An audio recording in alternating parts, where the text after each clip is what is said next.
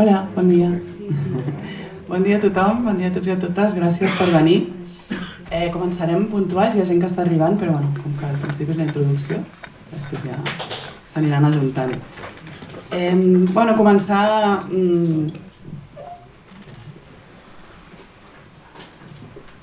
Començar explicant una mica el perquè d'aquests seminaris i, com veieu, es diuen seminaris sobre sabers decolonials. Avui comencem i la idea és, ara abans de Nadal farem 2 seminaris, però la nostra idea des de l'entitat és seguir fent-ne durant tot l'any. És part de la nostra missió com a entitat poder donar veu i poder ampliar la mirada sobre el que entenem per salut mental, més enllà del que s'entén en aquesta societat el que és la salut mental hegemònica, és a dir, el que sabem que s'estudia a les universitats públiques sobre psicologia, sobre psiquiatria, que evidentment és un coneixement molt valuós i immens, però molt concret i molt determinat a una època històrica molt recent, que creiem que val la pena que sigui ampliat en un moment com és l'actual, en el qual les problemàtiques de salut mental augmenten i s'ha arribat a parlar fins i tot de pandèmia en salut mental, no?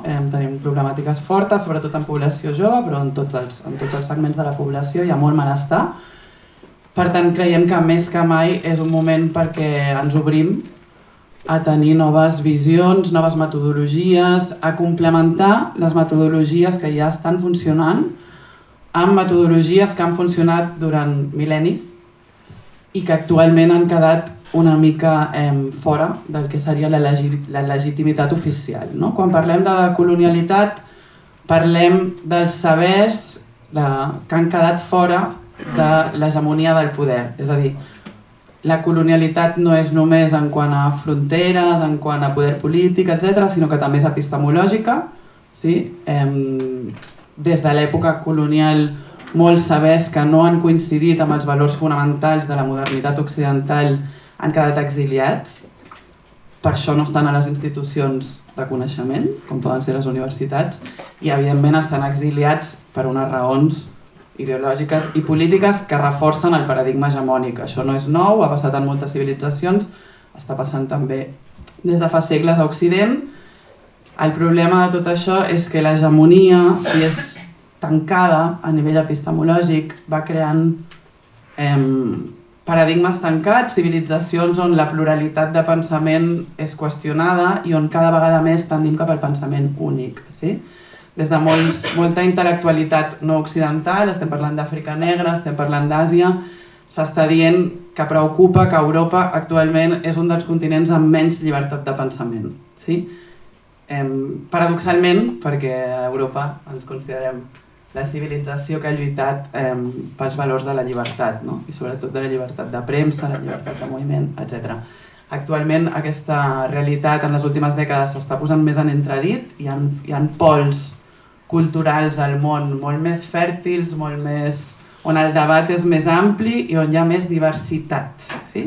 Aleshores, una mica contra aquesta infertilitat o contra aquest control del pensament occidental obrim aquests espais, esperem que siguin espais de debat, espais de reflexió, espais de nutrir-nos, on puguem escoltar, en aquest cas avui us presentaré les companyes, parlarem de psicologia islàmica, on puguem escoltar des de... Quan parlàvem i començàvem a preparar aquestes ponències, parlàvem amb l'Aziza i em deia, no? que la gent escolti des de la ment del principiant. No?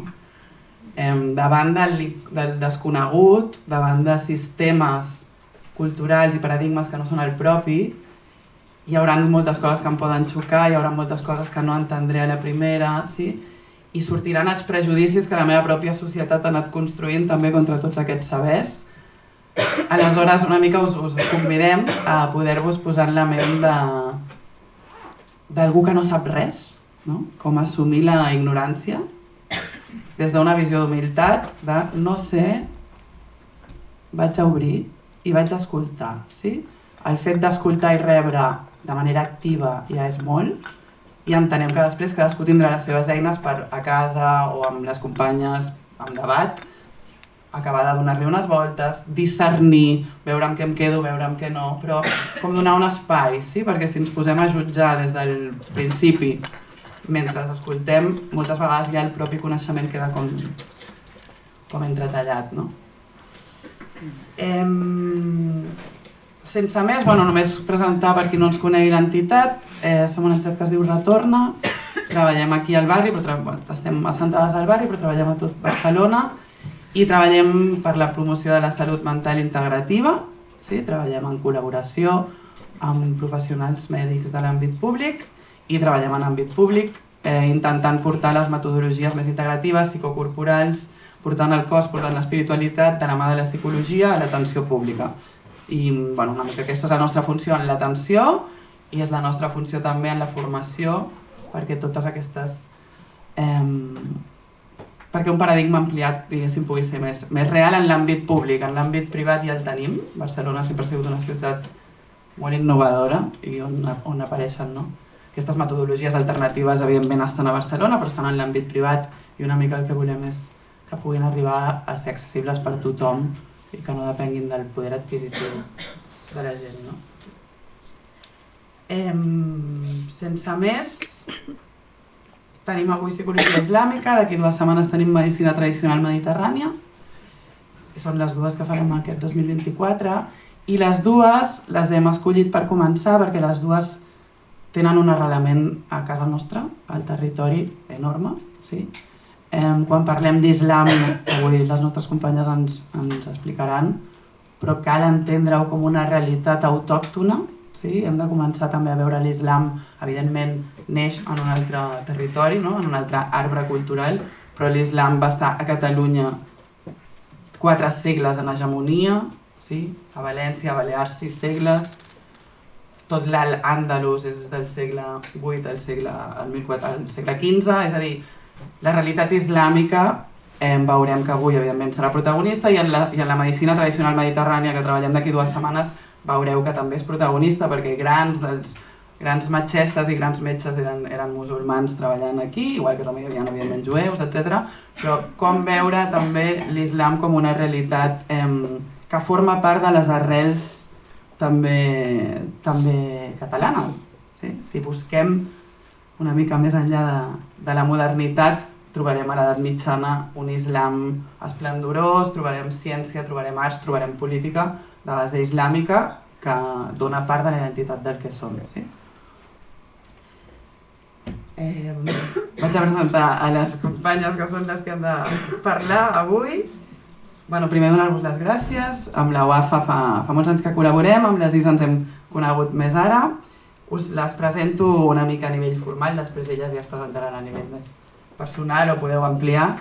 Sí? La UAFA Moussaoui és psicòloga per la Universitat de Barcelona, amb una diplomatura en psicologia islàmica pel Cambridge Muslim College i especialitzada en el primer nivell del programa TIP del Khalil Center, si a cas després ella ja ens explicarà el que és.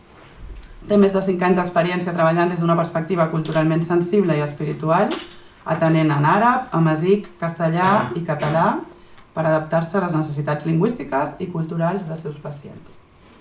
Benvinguda, Wafa. Moltes gràcies, Rosa. Molt bon dia a tothom. Estic molt contenta d'estar un cop més amb tu, Rosa, aquí, compartint taula i compartint amb totes i tots vosaltres sobre la psicologia islàmica i amb moltes ganes de poder fer aquest workshop. Gràcies i presentem a la Aziza, que la tenim online des de Qatar. Gràcies, Aziza, bon dia. L'Aziza és psicòloga clínica, certificada en MDR també i psicoteràpia tradicional integrada islàmicament per la Universitat Ibn Khaldun de Turquia i el Khalil Center dels Estats Units, avalada com professional en psicologia islàmica per l'Associació Internacional de Psicologia Islàmica. Treballa actualment en atenció primària en salut pública a Qatar com a psicòloga clínica. Benvinguda, benvenida, Aziza. Buen día, salam alaikum. Buen día a todos, ¿me escucha? Sí, se te escucha bien. Vale. Pues nada, yo de aquí, de este otro lado, os digo muchas gracias a ti, a Wafa, a mi compañera, a ti, Rosa, por conocerte también por primera vez y muchas gracias por participar en este evento y con lo importante que es en estas situaciones también que vivimos cotidianamente. Espero que se escuche bien, espero que podamos compartir un espacio amable y sin comenzar de principiante. Y nada, estamos aquí para lo que se pueda colaborar. Yo no veo la gente, entonces es un poquito raro, pero bueno, pues nada, veo la pantalla y espero poder transmitir lo mejor posible, si Dios quiere, lo que sea de beneficio. Muchas gracias. Perfecto, gracias, Asisa. Bueno, tienes aquí a unas 80 personas mirándote, no podemos enseñártelas, pero estás acompanyada. Bien, bueno, anirem seguint una mica els punts del guió que teníeu també en el pòster. Jo bàsicament aniré com preguntant, elles aniran explicant i al final tindrem uns 40 minuts d'obertura de preguntes i debat amb el públic, així que també tot el que aneu tenint que vulgueu preguntar a les companyes hi haurà l'espai. No sé si es posible poner que pueda ver a Wafa, así por lo menos... Sí. Por lo menos siento conexión con alguien. Aquí estoy, compañera, no estás sola. ¿Así mejor? Ahí mejor, sí, mejor. Gràcies. Gràcies. Vale, doncs començaríem preguntant una mica per la història. Hem començat parlant de la història de l'islam a Catalunya i a Espanya i per tant també ens agradaria contextualitzar tots aquests coneixements, d'on venen, on neixen, no? Quin recorregut històric tenen, perquè també puguem com ubicar-nos des d'on surt aquesta aproximació a la psicologia islàmica. Volia tornar a donar-te les gràcies, Rosa, i a tothom per estar avui aquí. I abans de començar m'agradaria primer donar les meves condolències a les víctimes de València, com també denunciar públicament el genocidi que està succeint a Gaza, que porten més de 400 dies i que realment és molt difícil que puguem continuar amb la nostra vida, amb el nostre dia a dia, parlant de psicologia islàmica. Tant Aziza com jo coneixem aquest context molt pròximament, tenim pacients, familiars que són víctimes d'aquest conflicte i he considerat que és molt important en els espais com aquests poder-ho denunciar públicament i que esperem que tot això acabi aviat. Doncs bé, una mica contestant la teva pregunta, quan parlem de la psicologia islàmica, crec que és molt interessant anar a on es va començar a veure aquesta pràctica de la psicologia islàmica i una de les institucions més importants van ser els maristans, que els maristans van ser els primers psiquiàtrics del món. El primer de tot va ser a Bagdad i fins i tot a Espanya, a Europa, el primer psiquiàtric va ser un maristan que hi havia a Granada. Els maristans eren centres de salut en el que estaven sobretot especialitzats en salut emocional i salut psiquiàtrica. És molt important posar en context que estem parlant d'entre el segle VIII al segle XII, quan en aquesta època, des d'altres espais, es tractava amb la gent amb malalties mentals des d'una forma punitiva. I en aquests espais, en els maristans, era tot el contrari. I a més es veia, s'enfocava amb uns tractaments holístics que anava des de recitacions de l'Alcorà, s'utilitzava també la música, l'arteteràpia. Els maristans no eren com els psiquiàtrics que a vegades quan pensem en un psiquiàtric ens ve al cap un lloc buit, soso, que fa por. Era tot el contrari. S'emfatitzava molt en que fossin llocs bonics, llocs en els que hi havia molta vegetació, en els que hi havia aigua també, perquè consideraven que tot això també formava part de la teràpia. Llavors era com algo molt innovador i a dia d'avui encara hi ha registres de com es tractaven amb pacients des d'aquest punt de vista més holístic. I a més, que els maristans, com deia, van ser com els pioners en no només no tractar com una forma punitiva a les persones amb trastorns de salut mental, sinó que també van com reconèixer que era algo que era separat a les malalties físiques i es combinava un tractament, podem dir, psicològic, psiquiàtric, terapèutic amb altres tipus de tractaments. També quan parlem de psicologia islàmica hem d'entendre d'on ve, no? En què es basa la psicologia islàmica. Hi ha molt de conflicte quan s'utilitza aquest terme i a vegades és un conflicte des d'una visió més occidental i a vegades també és un conflicte des de la pròpia comunitat musulmana, que la paraula com a tal, psicologia islàmica, doncs podem dir que no existeix. Però que no existeixi el terme no significa que no hagués existit la pràctica de la psicologia. I això es basa, no? Perquè la psicologia islàmica, les seves fonts són des de, per una banda, el Corà, que és la paraula de Déu i que entenem que des del Corà s'enfatitza molt un equilibri entre la ment, entre el cos i es promou aquest benestar. I quan volem indagar sobre la psicologia islàmica trobem com moltes referències del Corà de com Déu explica la composició o l'estructura del ser humà. En segon lloc, també una de les fonts principals en les quals s'entén la psicologia islàmica és la pràctica del profeta Muhammad, les paus i les bendicions siguin amb ell, que entenem que ell era la puesta en pràctica de l'islam. Llavors, en el seu exemple trobem com moltes tècniques, moltes pràctiques que clarament són terapèutiques. De fet, moltes vegades dic que per mi el primer psicòleg islàmic va ser el profeta, perquè en un mateix problema, amb dues persones diferents, a cadascú li donava unes herramientas terapèutiques, unes eines terapèutiques perquè considerava altres factors.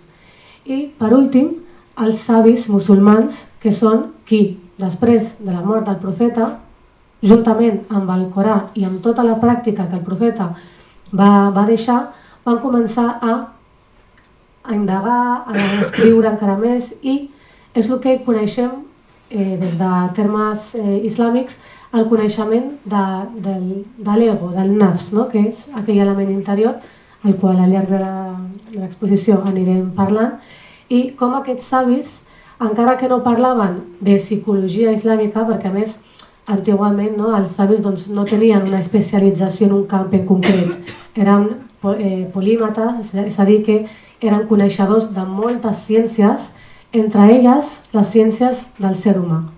Llavors, quan anem a veure aquests savis què ens diuen sobre l'estructura del ser humà, de com tractar amb certs trastorns psicològics, trobem molta informació que més endavant citarem alguns autors. Perfecte, gràcies, Wafa. En aquesta línia de conèixer també d'on ve aquests savis que comentes, que ens recorda una mica aquí quan nosaltres estudíem a l'institut ens deien els savis del Renaixement eren polifacètics. Ara ja som tan especialitzats que el polifacètic ja no sabem què és, però una mica aquesta noció de savis, de persones que són psicòlogues però que alhora són més que psicòlogues, que coneixen les lleis tant de l'ésser humà com de la natura, com de les societats. Veiem que estan a la base del naixement de la psicologia islàmica y en aquest sentit, Aziza, igual nos puedes hablar un poquito de estos primeros sabios, estas figuras como caudales, ¿no? Que ahora son referencia para vosotras, para todo el mundo que está entrando en la psicología islámica. Bien. No podré parlar en català, ho entenc perfectament. He viscut a Barcelona, a Balears, 12 anys. El català ha estat part de la meva vida, però no puc sostenir tota la conferència en català, así que hablaré en castellano, con el permiso de vuestro. Perfecto. Pues sí, hay realmente, es muy interesante, personalmente, un poco introduciéndolo como anécdota, ¿no? Cuando yo entré un poquito en la psicología islámica, que luego os contaré otra pequeña anécdota de cómo llego, empiezo a encontrar que existen, claro, en la modernidad muchas teorías y muchas cosas que como que se muestran como que fueran modernas y contemporáneas y poquito a poco empezamos a investigar y a entender que realmente hace muchos siglos existieron ya los primeros psicólogos, civilizados, ¿no? Las primeras psicoterapias realmente surgieron mucho antes, y aquí es que tenemos en el mundo islámico pensadores, polímatas, médicos, y ya sabéis, conocéis un poco sobre la historia del Islam era la edad dorada, ¿no? de toda la ciencia y los avances que hubo. Entonces simplemente así a modo de mención tenemos al-Kindi, Abu Zayd al-Balji, que me voy a detener un poquito, Abu Bakr al-Razi, Ibn Sina, Avicena, conocido en español, al-Ghazali también, Maimónides, que vivió en Al-Ándalus, él es de origen judío, pero estuvo muy influenciado por el mundo islámico también, Ibn Qayyim, y bueno, y así una lista importante de personas, grandes personas que han vivido en diferentes zonas del Andalus y han aportado muchísimo a todo lo que es la psicoterapia, la psicología, obviamente desde una perspectiva totalmente innovadora ya para esa época, ¿vale? Entonces, en este sentido, por ejemplo, podemos mencionar una persona, un filósofo erudito médico que fue Abu Zayd al-Balji, que vivió en el siglo IX, en esta época donde el mundo islámico experimentaba ese auge, como yo mencioné, y su obra maestra se conoce como Masali al-Abdan wal-Anfus, que es el sustento de los cuerpos, para los cuerpos y las almas. Entonces, es un libro que hoy en día podemos acceder gracias a Malik Badri, que él ha fallecido hace unos años y es uno de los psicólogos contemporáneos que ha traído también toda la psicología islámica en estos últimos años, y podemos acceder a sus textos, y realmente cualquier persona que quiera acceder a sus textos se quedaría impresionado con cómo son, que parece que fueron escritos hoy, ¿vale? Entonces esta persona, Abu Zayd al-Balji, él es el que introduce el concepto de higiene mental, que para los psicólogos es un concepto tan común, salud mental, para aquí, para allá, ¿no? Higiene mental, bueno, él introduce este concepto. Él es la persona que insistió en normalizar la enfermedad, la psicología, la salud mental, normalizar todo lo que son las aflicciones psicológicas. Sabemos muy bien, todos los que estamos en el ámbito de la salud, con todos los prejuicios y los tabúes que tenemos que lidiar hasta el día de hoy, ¿no? Imaginaros antes. Y él trabajó mucho en el concepto también de cuerpo y mente y de esta conexión psicosomática. Y, por ejemplo, todas las descripciones que hizo él, por ejemplo, diferenció entre la depresión endógena y exógena, habló sobre la ansiedad, sobre el trastorno obsesivo compulsivo, definió las fobias. Entonces, todos esos criterios descriptivos que encontramos hoy en el DSM-5, son están absolutamente en sintonía. Diríamos que lo que tenemos hoy proviene de entonces, ¿vale? Y Abu Zayd al-Balji, además, él es considerado el padre también de la psicología cognitiva. Él empieza a proponer la reestructuración cognitiva para los que conocen la psicología cognitiva, y también, como dije antes, trabaja mucho sobre la unión, ¿no?, de lo espiritual y lo material, algo que era no muy característico de la época. Él hablaba también de que si el cuerpo está enfermo, entonces toda la persona está enferma, de que si la psique está enferma, entonces también el cuerpo puede enfermar. Es decir, toda esa interacción que para mucha gente es algo moderno ahora, ¿no? Que hasta hace unos años se está comprobando científicamente que el sistema nervioso, por ejemplo, tiene conexión con el sistema inmunológico, con el sistema endocrino, y todo está interconectado, ¿vale? Entonces, son cosas que se han ido como comprobando. Y bueno, mencionamos también Ibn Qayyim, que él habla, por ejemplo, trabajó mucho sobre la importancia de trabajar en la parte del nafs, que luego lo vamos a explicar, que tiene que ver con ir en contra de los caprichos, de los deseos, para poder purificar el alma. Son cositas que ahora vamos mencionando que tal vez pueden sonar un poquito raras, pero yo creo que al final de la conferencia hoy se van a llevar como algunos conceptos como un poquito más que les va a resonar. Entonces, yo creo que sí, por ahí más o menos son los nombres más conocidos y más importantes. No sé si podemos pasar a la parte de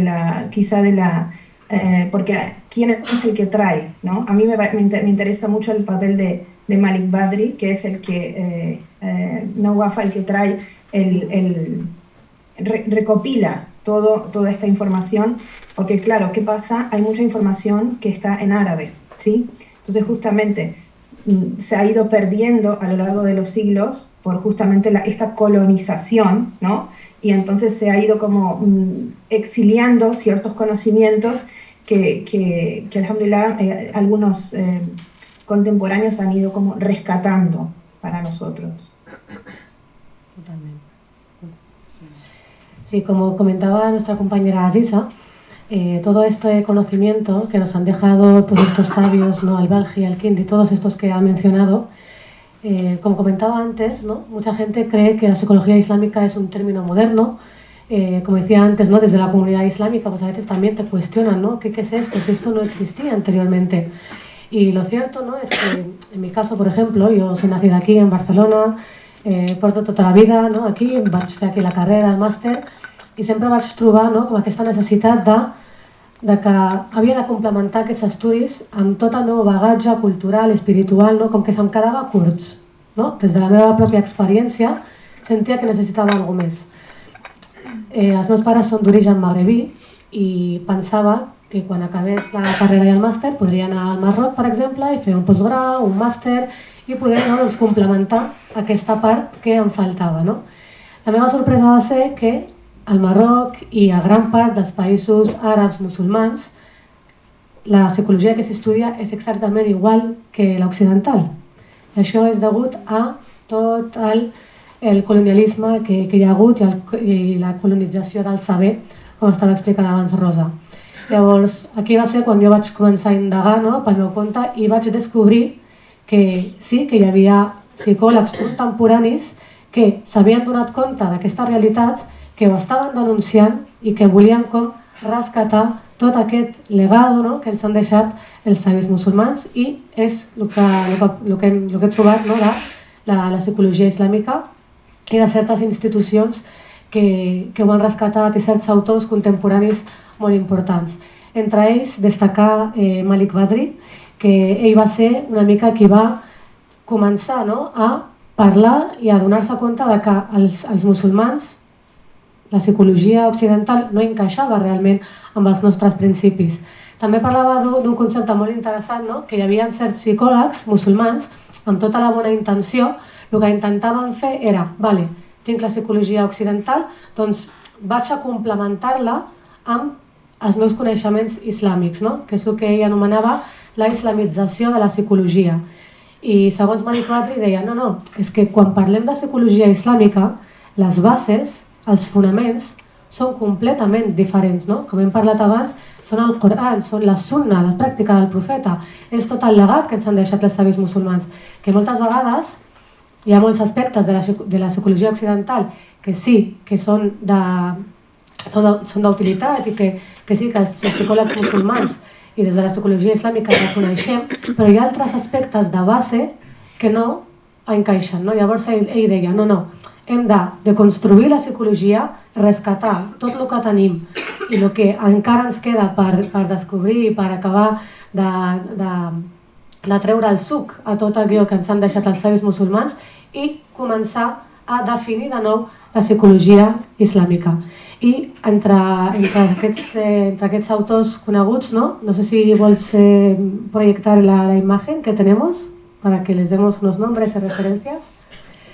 Principalment tenim Malik Badri, que la seva obra estrella és The Dilemma of the Islamic Psychology, of the Muslim Psychologist, el dilema dels psicòlegs musulmans, està en anglès, no està en castellà. Una de les barreres, podem dir, de la psicologia islàmica és que, com és algo contemporani, no? Malik Badri ha mort fa res, 3 o 4 anys. Per tant, encara queda doncs, molt treball per fer, per traduir i per portar aquestes obres al castellà, però bueno, ja és un gran treball que hi ha molta literatura en anglès també, encara que el principal és en àrab. M'aparto també? No? Vale, doncs com dèiem, no, Malik Badri, que és aquest home que apareix aquí a la presentació, ell va ser una mica qui va començar a denunciar tot això i que va començar amb aquesta iniciació de la psicologia islàmica, i actualment tenim algunes institucions que estan formant a psicòlegs des d'aquesta perspectiva islàmica. Tenim Halil Center, tenim Cambridge Muslim College, tenim l'Ihsan, tenim diverses, però hem volgut posar aquestes que són les que tenen més reconeixement, i referents acadèmics i clínics actuals tenim a Homan Keshabaza, no sé pronunciar el cognom, Abdallah Rothman, Rania Awad, ¿sí, Aziza? Sí, no, digo que no importa, que sí, que está bien. Creo que es un apellido turco, ¿no? O, no recuerdo. Keshavar, sí, él tiene de origen como Uzbekistán. Ajá, sí. Pero sí.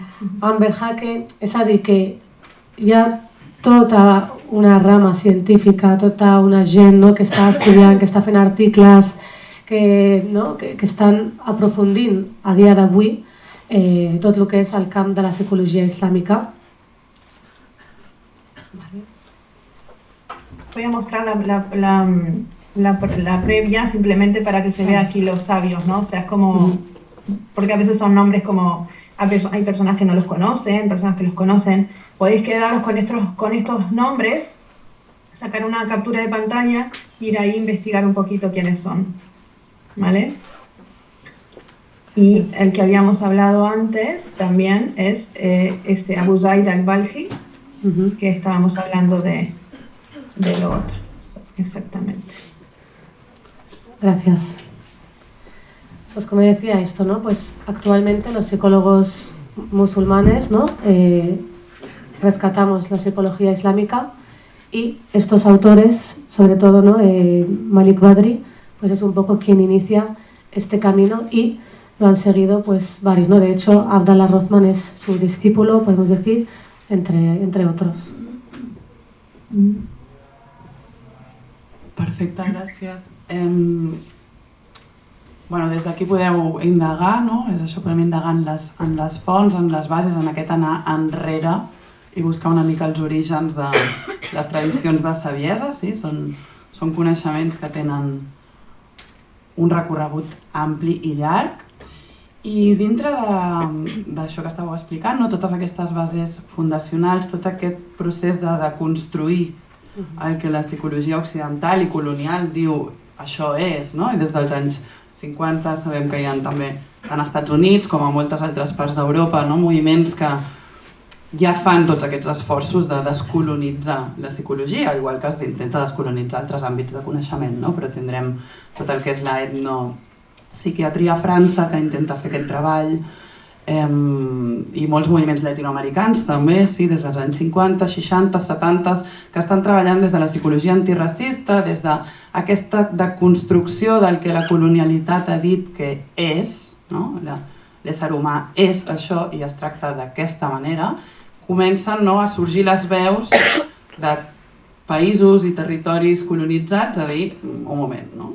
La nostra saviesa no deia això, i requereix tot un procés de moltes persones de construir i reconstruir, agafant coneixements que evidentment no són inventats, sinó que estan en el llegat cultural, però que clar, han estat silenciats durant temps, no? Llavors, aquestes persones que podeu anar consultant fan tot aquest treball, i us volíem preguntar una mica a vosaltres, que ja esteu treballant en aquest àmbit i ens el podeu explicar de manera una mica fàcil per entendre-ho en poca estona, quins són els fonaments una mica, perquè vosaltres dieu, ostres, des de la psicologia islàmica diem no és aquesta la nostra concepció del que és l'ésser humà i del que és la salut, no? Llavors, quines són les bases que considereu diferents al que explica la psicologia occidental, i una mica també en quin moment veieu hi ha com aquesta escissió de la psicologia occidental amb l'espiritualitat, no? És com la psicologia i la psiquiatria dels últims 2 segles, és com que l'espiritualitat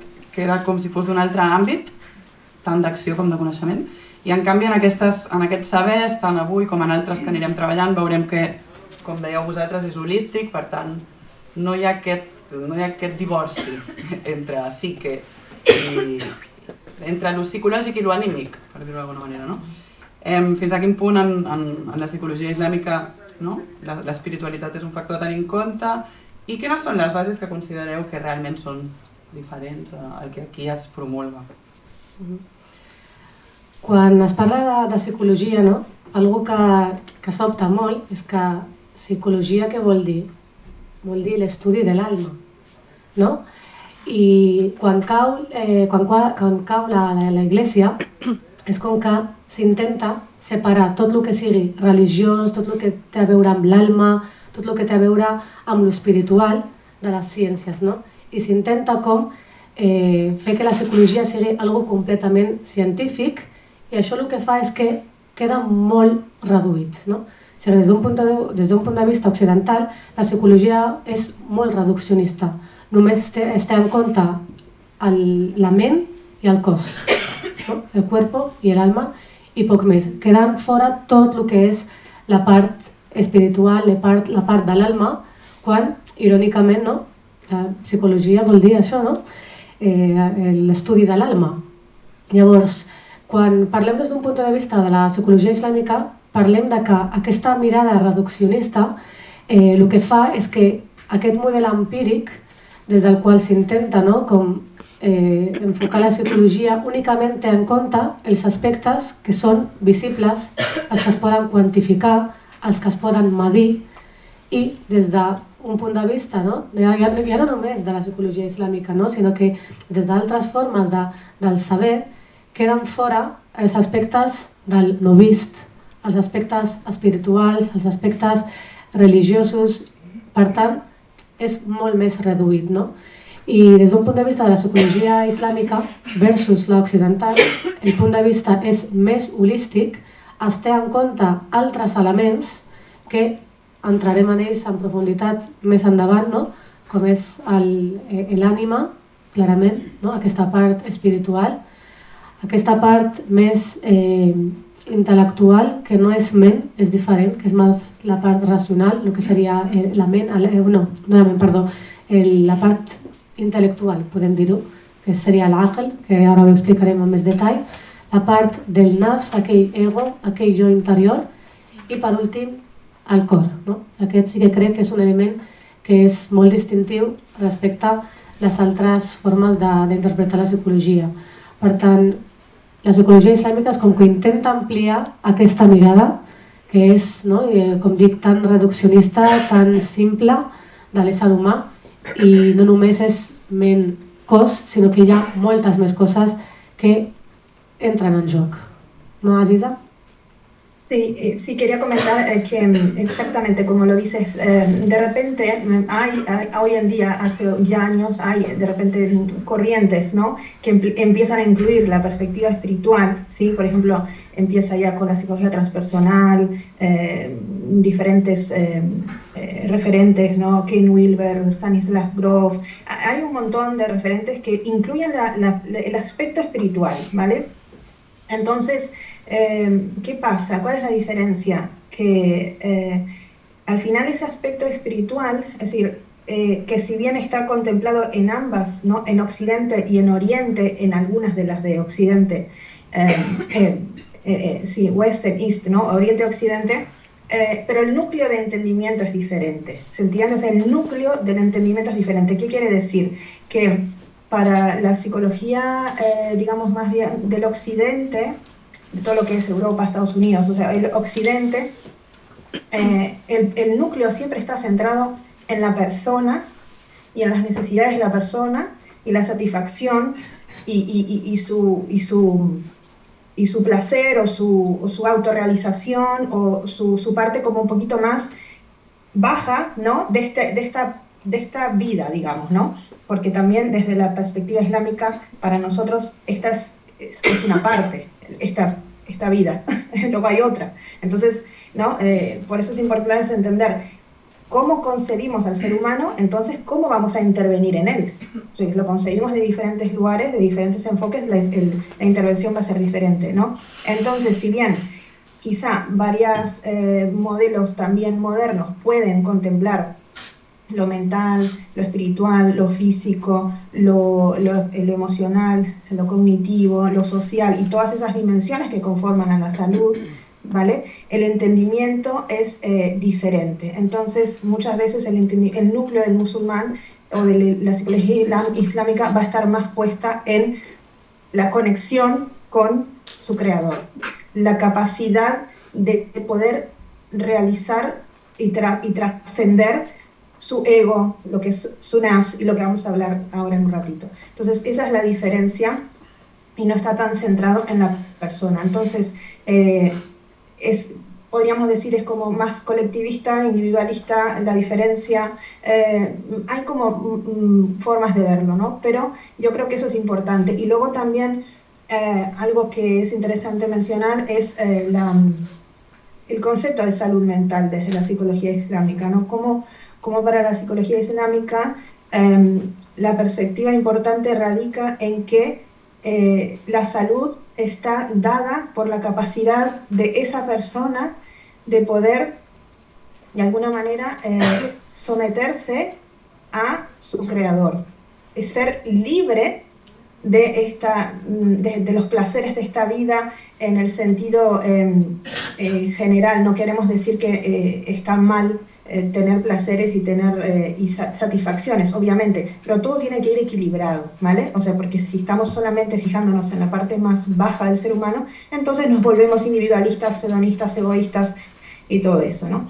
Pero entonces la salud mental para la psicología islámica tiene que ver con la capacidad que nosotros tenemos de permanecer en esos estados más de trascendencia y de adoración y de poder cumplir con esos mandatos, ojo con esa palabra, que no es una palabra negativa, sino justamente cuando uno se somete a algo más grande que él, ahí es donde adquiere libertad, porque se sale del sometimiento de la creación. Es decir, en vez de someternos a la creación, nos sometemos al creador. Entonces, en ese sentido, ahí es donde está la libertad, ¿no? Evidentemente, la psicología, la perspectiva de la salud mental siempre es multidimensional, como mencionamos, solamente que lo importante es que todos esos niveles estén interconectados y regulados. No sé si me fui un poco de tema o no. No, yo creo que estás viendo bien las diferencias, ¿no? Como las bases diferenciales entre cómo se concibe en Occidente la persona, lo que decías tú, ¿no? Igual estaría bien que puedas explicar un poco más esto que tú hablas de niveles, ¿no? Como niveles del ser, la realización personal, lo que quiero, mi voluntad, ¿no? La realización de mi propia voluntad, y hablas como de un nivel superior. Entonces, si puedes explicar un poco más esto de los niveles. Ahora cuando hablamos de los elementos, yo creo que ahí es donde hablamos un poquito más de eso, o si quieren, si podemos hablar ahora, porque cuando hablamos de los niveles, estamos hablando también de los elementos, ¿no? Los 4 elementos que mencionamos. No sé si ya queréis hablar de eso, o estaba pensando un poco la conexión que había con a mí una cosa que me gusta es cuando, por ejemplo, cuando hablamos también de salud mental, hay lo que dice Al-Ghazali, me acuerdo que él dice en uno de sus textos más famosos, dice: cuando Dios desea el bien para un siervo, Él le da la conciencia de sus propias deficiencias, ¿vale? O sea, cuando el Creador desea el bien para un siervo, para una persona, le da la conciencia de sus propias deficiencias. ¿Qué quiere decir?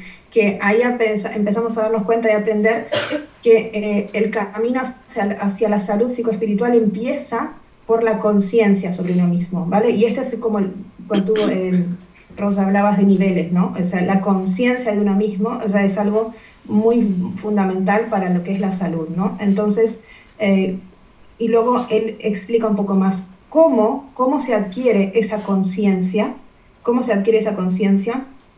porque es importante tomar conciencia del propio funcionamiento psicológico espiritual para poder tener una relación significativa, ¿no? A través de mentores, es decir, él dice personas especializadas en el din, es decir, que en este caso podrían ser los referentes religiosos, o dice a través de alguien que conozca bien el arte de trabajar en estos temas psicológicos, es decir, el psicólogo, ¿no? ¿Quién es ese? El psicólogo. Entonces, es interesante cómo hace tantos años ya, ya se empieza a hablar de esta figura del psicólogo, pero desde una perspectiva como un poco más integral y diferente. Yo creo que cuando hablamos de niveles también antes, tal vez a lo que me refería, quizá, Rosa, no sé si te referías a los niveles del NAFS. Bueno, en realidad es verdad que si quieres podemos ir entrando en estas partes fundamentales, ¿no? Que constituyen a la persona, porque entonces creo que se entenderá mejor esto de los niveles y ya poder explicarlo un poco y ver si se comprende, ¿no? Porque sí que es verdad que, o sea, lo pregunto porque para mí es una cosa que cuando yo he ido entrando en este tipo de saberes es algo que a mí me ha ampliado mi propia conciencia, digamos. El hecho de que la conciencia tiene varios niveles, ¿no? Y que no es que esté mal o bien, pero un poco tú hablabas de los apetitos de ahora cuando habléis, ¿no? Los apetitos del ego, cómo satisfacerlos, y eso no es que esté mal, es una de las funciones del ser humano, pero creo que en este tipo de saberes que van también que entran a poner en foco lo trascendente, veremos que hay más niveles de conciencia que nutrir, ¿no? Esta relación con el creador o con la fuente o como vosotras le llaméis, ¿no? Pero que el hecho de que haya niveles de conciencia y que cada nivel tenga que ver con un trabajo es algo que en la psicología occidental yo no lo tenía tan entendido, y en cambio cuando voy a este tipo de saberes veo como estas escalas, que no es que el nivel más bajo, tú hablabas del nivel más bajo, no es que esté mal, pero bueno, es un nivel, ¿no? El ser humano tiene potencialidad. El punto es que tiene que ser regulado y tiene un sentido en un momento específico, ¿no? O sea, sí, porque el nivel del Nasa Lamara, el más bajo, pues, que tiene que ver con los instintos, con la reproducción, con la alimentación, con la rabia para defendernos, lo vamos a necesitar, claro, si yo me tengo que defender necesito ese nivel, esa rabia, si necesitamos comer y tenemos hambre, tenemos que trabajar desde ese, ¿no? Pero si mi vida está en ese nivel, claro, qué limitada va a ser mi vida, ¿no? Y qué dura también, ¿no? Y qué poco saludable, ¿no? O sea, porque va a ser una persona que va a estar como muy enganchada con todo lo que es los vicios, ¿no? El autoplacer, el hedonismo y solamente satisfacerme a mí porque me quedo ahí, ¿no? Entonces, el punto es el equilibrio. Y esto es una de las cosas que a mí me ha encantado mucho del Islam, porque yo no era musulmana, entonces, digamos, aprovecho para mencionarlo, porque eso también es interesante. A mí lo que me llamó mucho atención del Islam fue justamente la hincapié que se hace tanto en la moderación y en el equilibrio siempre, de absolutamente todo, de todo, o sea, no solamente de los niveles del ser, sino de la vida de la persona, de cómo nivela su vida familiar y del trabajo, de cómo nivela hasta las relaciones con su vecino y sus compañeros de trabajo, o sea, absolutamente todo en la vida del musulmán está, digamos, con un sentido de equilibrio, ¿no? En lo macro y en lo micro, me refiero. Entonces, no es que esté bien o mal, es regular y moderar, ¿no? Una palabra tan importante hoy en día, regulación emocional, que ahora todo el mundo la usa, ¿sí? Que es algo tan importante también que la gente está empezando a tomar conciencia. Y quería mencionar, como para entrar en el tema de los niveles, que habíais dicho que ahora hace poco como que no, recién estamos empezando a escuchar algunas cosas, sin embargo ya existen evidencias científicas, ¿verdad? De que la espiritualidad es un factor protector, de que la mayoría de las personas que tienen se adhieren a un sistema, ¿no? Espiritual, o a una referencia de un ser superior o algo más allá. Por ejemplo, los 12 pasos, no sé si, seguro que muchos de vosotros conocéis los 12 pasos de los Alcohólicos Anónimos, Narcóticos Anónimos, un programa tan exitoso de hace tantos años, que si alguno de vosotros puede ir y leer los 12 pasos, totalmente espiritual, y es éxito absoluto para superar las adicciones, ¿vale? ¿Qué quiere decir eso? que realmente la mayoría de las personas que están adheridas o que se sienten identificadas con un ser superior, con un creador y con algo más grande que ellos, siempre va a experimentar, va a tener una mejor facilidad para regular el estrés, la ansiedad, la depresión, va a tener más resiliencia y todo eso. Y más allá todavía, lo importante que se ha descubierto también es que no solo que es algo que le beneficia al ser humano, sino que es parte de su programa, mental. Es decir, el ser humano fue diseñado y cableado, ¿vale?, para tener esta búsqueda de adorar a un ser superior y someterse a él, ¿vale? Ahora luego vamos a hablar de qué es la fitra, pero científicamente se sabe que los seres humanos están, digamos, innatos en su formato, ¿vale? Vienen de fábrica ya con esta capacidad de adorar y someterse a un creador. Entonces, ¿qué pasa? Justamente como el ser humano tiene esta capacidad, si no se somete a algo positivo, se va a someter a algo negativo, ¿vale? O sea, si el ser humano no puede afiliarse a algo superior a él, que lo libere y que le haga evolucionar, ¿no? ¿Qué va a hacer? Se va a apegar ¿a qué? Al dinero, a la fama, a la ropa, a adicciones, a personas, etcétera, a cualquier cosa que se apegue, ¿vale? Pero bueno, es como por eso, ahí veíamos como por eso es tan importante reconducir, ¿no? Y la psicología islámica y muchas de las psicologías del occidente tienen este objetivo de reconducir y equilibrar la vida del ser humano y darle un orden y como digo yo siempre, una vida limpia, ¿no? Limpia, prolija, bonita. Gràcies, Aziza. Doncs, si us sembla, per seguir una mica amb el fil el que dèiem, i crec que és molt interessant per les persones que heu vingut, entendre com aquests components que veiem que conformen a la persona des de la psicologia islàmica, poder-los explicar una mica cadascun per entendre també aquest ordre, ¿sí? Aquesta jerarquia que d'alguna manera quan aparece la palabra someterse, que es, en Occidente es... ¿no? Cuando alguien dice someterse, en Occidente es...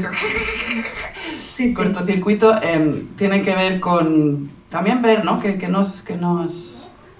ens genera la paraula de sotmetre'ns a una força superior, què vol dir baixar el cap davant d'una força superior i què em genera a mi, a cadascun dels que estem aquí, aquesta idea, sí? Perquè per apropar-nos a l'espiritualitat, d'alguna manera, això estarà fent interferència, sigui amb un déu monoteista o sigui amb forces més relacionades amb el cosmos o amb la natura, no? Però què vol dir baixar el cap davant de realitats superiors a mi? Sí? I què vol dir que existeixi un ordre? Què vol dir que els components que formen la persona no estiguin tots al mateix nivell? I tornem a la idea de nivells. Què vol dir que no sigui al mateix nivell, això, el meu instint de supervivència, que la meva necessitat de transcendència? Sí? Per què no estan en el mateix pla? Una mica jo crec que vosaltres ens podeu explicar i parlar una mica d'això, perquè des de sabers decolonials tot el tema de la jerarquia i dels nivells és una cosa molt fonamental i a Occident estem una mica més acostumats a una visió més plana, sí? Com una espècie de fòbia a la jerarquia o a l'autoritat malentesa, però bueno, a veure si podem entrar una mica en això i si no després hi ha preguntes, però crec que és bastant fonamental entendre tot el tema dels nivells i de la jerarquia.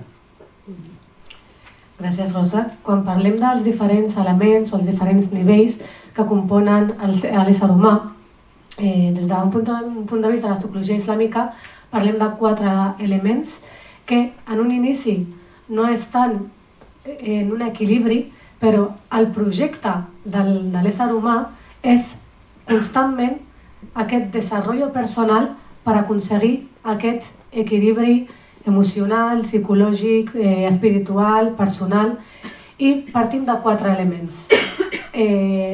El primer element i el més important és el cor. I el cor s'entén com el centre espiritual, que és la part a més on resideixen les emocions, i moltes vegades escoltem o es diu com de forma metafòrica que el cor sent o que el cor té emocions, però realment, s'ha demostrat científicament que és així. De fet, hi ha un estudi científic, no sé si el quieres poner, Aziza. Vale. Hi ha un estudi científic, no? Recentment, que demostra com el cor té tot un sistema de neurones que és, a més, completament independent del cervell. Per tant, això que diu la psicologia islàmica de que les emocions resideixen en el cor, doncs sembla ser que és així, no? Llavors, des d'un punt de vista de la psicologia islàmica, parlem d'aquesta purificació del cor. És a dir, de purificar d'aquestes emocions que moltes vegades ens poden provocar totes aquestes psicosomatitzacions que tenim tan estudiades a dia d'avui, doncs de poder netejar el cor de totes aquestes emocions que clarament després ens afecten físicament. Emocions com la ira, l'enveja, la ràbia, la por, l'ansietat. Llavors, per una banda, tenim això, el cor, que és lo central, que a més, des d'un punt de vista espiritual, també es considera que la fe resideix en el cor. Seguidament, l'altre element és el ruh, que com ha posat... Si pots poner l'anterior, la del círculo. Sí.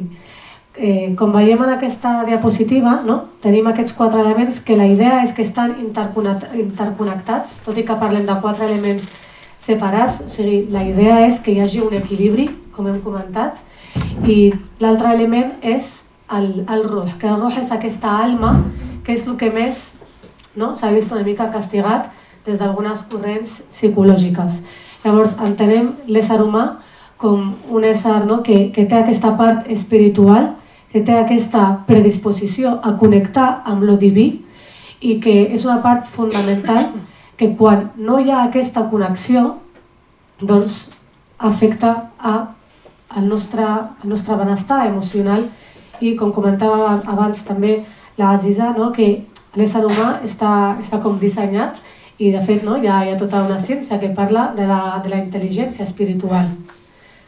I cada cop també des de psicologies més occidentals també es reconeix com la importància, li anomenen l'experiència espiritual, però realment hi ha una necessitat de connectar amb alguna més gran que aquest món, alguna més transcendental. Per tant, el ruh és aquesta part que, com hem dit, que connecta amb lo diví i hi ha diferents nivells. Qui diu diví, diu cadascú que ho extrapoli a la seva realitat i depenent de la teva introspecció, del teu treball propi en fomentar aquesta connexió espiritual, doncs estàs en un punt, en un nivell més alt o més baix. Des d'un punt de vista de la psicologia islàmica, això és una cosa que moltes vegades des de la comunitat musulmana malauradament s'entén de forma errònia com els problemes de salut mental com una falta de fe. I moltes vegades se sent a més com molta culpabilitat. És a dir, persones que ja tenen una depressió, ja tenen una ansietat i que a més que des de la comunitat és que no ets suficientment religiós, és que no practiques suficientment les pràctiques religioses, això l'únic que fa és encara xafar més a la persona. I realment, des d'un punt de vista de la psicologia islàmica, no té res a veure. No s'entén els problemes de salut mental com una falta de fe, sinó que, com estem veient, és holístic, hi ha altres elements que també estan interferint. I això a la pràctica psicològica ho veiem. De fet, la setmana passada tenia una pacient que se sap gairebé tot el Corà, que practica les seves oracions diàries, que fa el ramadà, i plorant em deia: però per què no estic bé? Si jo estic practicant bé la meva religió. Però clar, no només es tracta de la religió i ja està, sinó que hi ha altres elements que també estan interferint, com hem vist el cor, per una altra part l'ànima, i hi ha altres elements que ara ens introduirà la nostra companya Aziza també. Y eso que comentas, no solo, y bastante bien que te lo ha dicho, ¿no? Porque también con otra de las cosas que se pueden lidiar es justamente con eso que mencionaste antes, la vergüenza, pero a veces ni siquiera llega a un nivel de conciencia la vergüenza. La persona directamente anula, invalida sus emociones, sus dificultades, entonces no puede expresar, porque sé que en esta charla de hoy hay mucha gente trabajando con población musulmana, obviamente, y la mayoría muy interesante, están todos muy motivados por hacer mejor sus prácticas, ¿no? Y poder atender mejor a esta población, ¿no? Entonces, esta población muchas veces lo que le va a pasar es eso, que todo bien, gracias a Dios, alhamdulillah, alhamdulillah, y todo el tiempo te van a decir esto, que todo está bien, ¿no? En general, obviamente hay gente que no, que va a estar en el plan víctima y quejándose, y eso sabemos, eso existe en todos lados, ¿no? Pero en general la población así musulmana también puede tener estas dificultades porque este tabú todavía está muy fuerte. Ahora ya cada vez menos, porque hace muchos años que entre Wafa y yo y algunas personas venimos machacando bastante en la comunidad hispanohablante, que va un poquito atrasada, como sabéis, siempre venimos un poco atrás en la cola. Luego, si vemos en otros países, Inglaterra o otros países, está como un poco la cosa más normalizada, ¿no? El tema de la psicología, el tema de la salud mental y todo eso entre la comunidad islámica. Pero aquí todavía la cosa va un poquito lenta, sí. Bueno, pues esto ya está. Entonces pasaríamos al otro nivel, ¿sí? El otro nivel que tal vez podréis decir, bueno, pero no tiene nada de diferente, ¿no? O sea, el nivel de la mente, el nivel de las emociones, el nivel de los comportamientos, porque aquí tenemos, como comentó Wafa, el qalb, y habló del ruh, y aquí tenemos aql, que es el intelecto, ¿vale? Nafs, que sería los comportamientos y los impulsos y tal, y este nafs a su vez tiene como diferentes niveles, y ihsas, que sería el nivel de las emociones. Esto hasta ahora nada raro, ¿no? ¿Verdad? O sea, no hay nada que no sepamos de las otras también metodologías, ¿vale? Entonces, pero hay una pequeña diferencia. El aql también tiene una relación directa con el qalb, con el corazón. De hecho, en el Corán se menciona mucho corazones que piensan, ¿no? Creo que eso es importante entender, que la perspectiva islámica todo está al servicio del corazón, ¿vale? Todo trabaja al servicio del qalb. No es que trabajen por separado, sino que todo trabaja a ese servicio. Y también lo importante es entender cómo afectan al corazón, ¿sí? Porque, por ejemplo, las diferentes emociones, el enojo, el impulso, la furia, todo eso va oscureciendo, ¿no? Y a su vez el ihsas, que es la parte emocional, es como un subproducto del aql, es decir, las emociones son un subproducto de la cognición, porque bien sabemos que emociones y pensamientos son dos caras de una moneda, ¿no? O sea, no hay pensamiento sin emoción, no hay emoción sin pensamiento. Quizá no tenemos conciencia, pero van juntos, ¿sí? O sea, pienso a una cosa y eso me provoca una emoción, y eso me provoca sensaciones, y eso luego me provoca comportamientos. Está todo relacionado. Esto siempre es a los efectos como didácticos de poder explicar los componentes, ¿no? Pero todo esto pensar que está todo junto. Y luego, como dijimos, el nivel del nafs, que es los comportamientos, que desde el punto de vista islámico no es inherentemente malo, como algunas de las psicologías, por ejemplo, quien conoce sobre el psicoanálisis, ¿no? Y las psicologías que están quizá un poco atravesadas por la visión judeocristiana, la persona nace en estado de pecado o tiene instintos bajos o siempre tiene como esa visión un poquito más negativa del ser humano.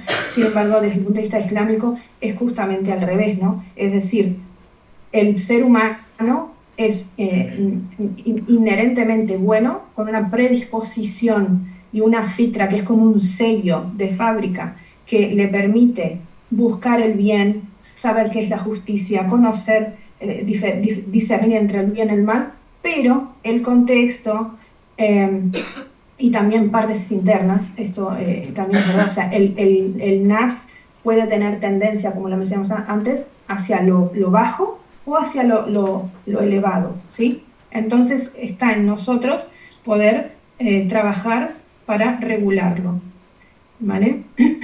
Entonces, hay una metáfora muy bonita que utiliza Al-Ghazali en su obra, que él representa, él utiliza este caballo, ¿no?, para representar el nafs, estos impulsos, esta parte interna nuestra que está llena de impulsos y que a veces puede ser, si no se regula, puede llevar a consecuencias un poco negativas. Entonces el jinete representa la razón y el espíritu, es decir, la persona, ¿no? Y el caballo representa el nafs, que el nafs es más impulsivo, busca satisfacer sus deseos y tal. Entonces, tal como el jinete debe domar al caballo para dirigirlo con sabiduría y propósito, el ser humano debe aprender a controlar su nafs para alcanzar su estado de equilibrio. Y esto es un poco el trabajo que se hace en terapia en este nivel del nafs, ¿vale? Como dijimos, tenemos varios niveles, y si estamos mirando el nafs, porque es interesante ver cómo desde la psicología islámica vemos a la persona como en diferentes niveles para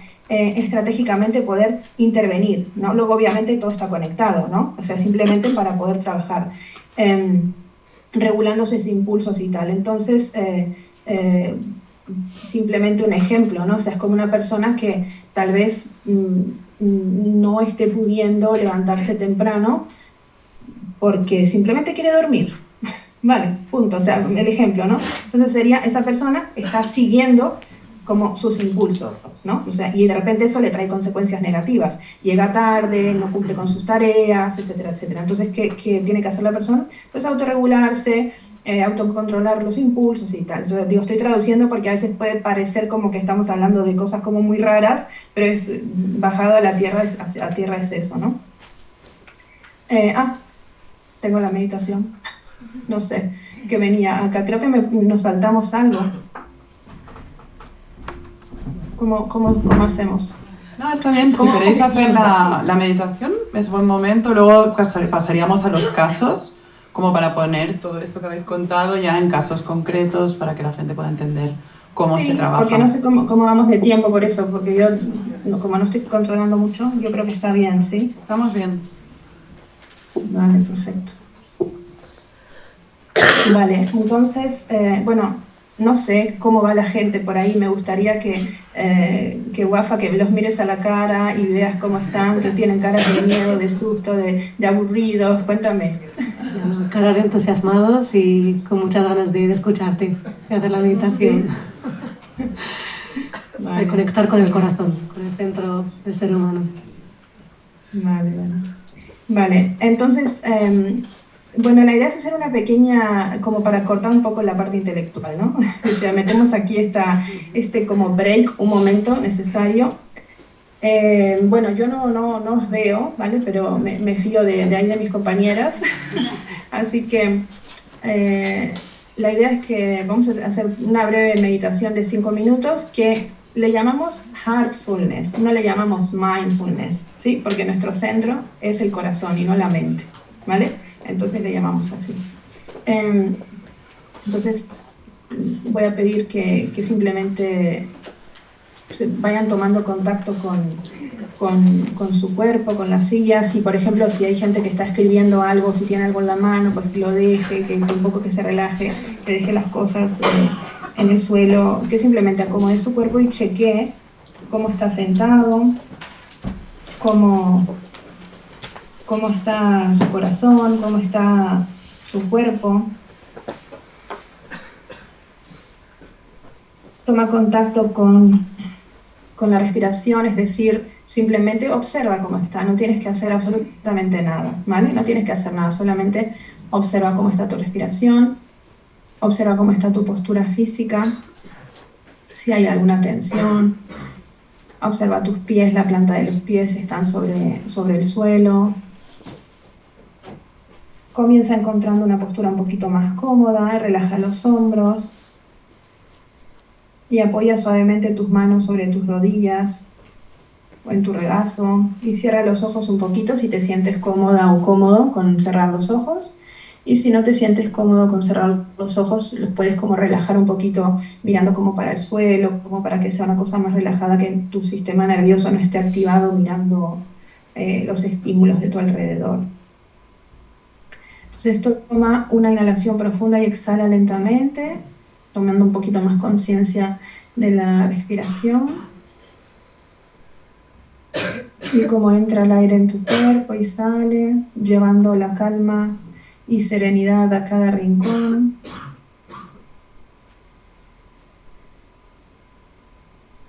No importa si vienen pensamientos o ideas a tu cabeza, no es un problema, simplemente tú vuelves a reconectar con tu respiración y específicamente ahora lleva la atención a la zona de tu corazón, lo que es toda la zona del plexo, no solo el corazón físico, ¿vale? Que está en una parte del cuerpo, sino en toda esa área del plexo. Y si quieres, a algunas personas les gusta poner una mano para como tener como más conciencia del lugar. Y si no, pues simplemente toma conciencia de este espacio, de esa zona.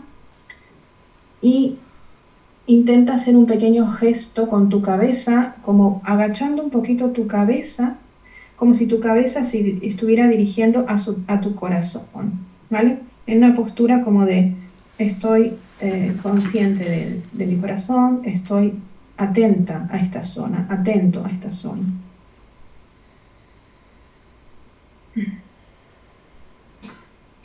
Imagina que estás poniendo toda tu atención a esa zona y toma conciencia que este es el lugar donde reside el qalb, este corazón espiritual que anhela esa conexión, que conoce esa conexión, pero tal vez a veces está olvidada o a veces simplemente no se le da el espacio que merece y necesita. Y toma contacto con esa sensación que tenemos a menudo de estar como atrapados en esa ilusión de la separación, creyendo que nosotros somos los que estamos al mando de todo y que somos independientes de todo. Conecta con esta parte interna que necesita recordar que la verdadera naturaleza del ser humano es estar en conexión con algo más grande o en reconocer una necesidad de algo superior, llámese como se llame para cada uno, y ayudarnos un poco a soltar esa arrogancia que nos crea estar como en distancia de las cosas, para volver a esa conexión auténtica a través de nuestra alma, de nuestra zona espiritual. Y respira con un poquito más conciencia nuevamente, sintiendo cómo cada inhalación y exhalación expande un poco más tu pecho, no solo el corazón, sino toda esa área alrededor del plexo. Permite que esa expansión te conecte con esa parte interna, con tu naturaleza pura, con tu parte sana, luminosa, con quien realmente eres, que no tiene nada que ver con las experiencias que has vivido, con lo que te ha pasado, ni siquiera con tus logros. Es esa alma permanente. Y recuerda que estamos diseñados y cableados para buscar esta conexión y necesitar esta conexión, porque en ello, en ese lugar es que reside nuestra calma y nuestra paz.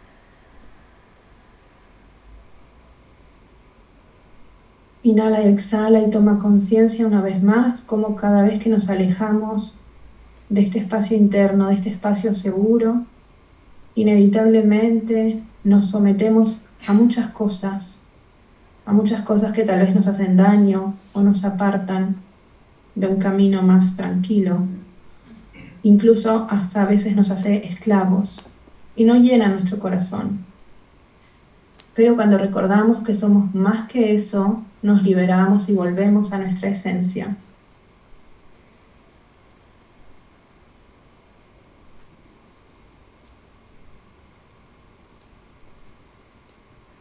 En el Corán se dice que Dios no cambia la condición de la gente hasta que la gente misma no cambie internamente lo que hay en su corazón. Eso quiere decir que cada uno es responsable de sus actos y debe implicarse en su desarrollo personal, activa y conscientemente. Así que pregúntate suavemente y con mucha compasión y amor, ¿a dónde estoy yendo? ¿De dónde vengo y a dónde voy? Y reflexiona un instante en esta pregunta, sintiendo cómo tu corazón responde, cómo siente tu corazón, en un acto de entrega y de conciencia absoluta.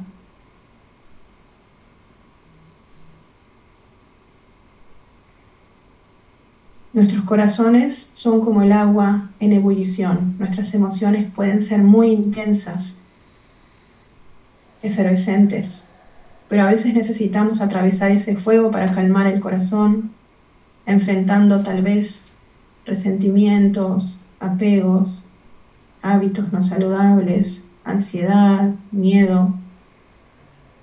En lugar de evitar y rodear esos sentimientos, entrégate con humildad, siéntelo, acepta, contempla, abraza el proceso confiando en que esto es parte del camino. Inhala y exhala y otra vez observa la diferencia que hay en tener un poquito más conciencia de esta zona, cómo está tu cuerpo. Toma una última respiración profunda y permite que todo lo innecesario se disuelva. Inhala y exhala una vez más. Y una vez más a tu propio ritmo. Y cuando estés listo o lista, muy lentamente, quédate un minuto presente en ese lugar. Inhala y exhala.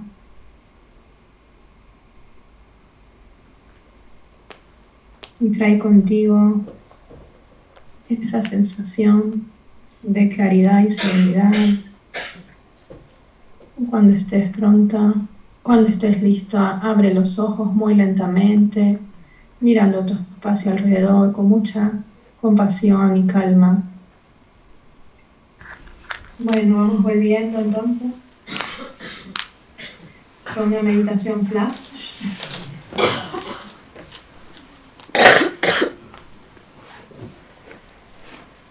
Gracias. Las personas pueden compartir algo, una palabra. ¿Alguien quiere compartir alguna palabra de cómo estoy ahora? Si notáis algún cambio.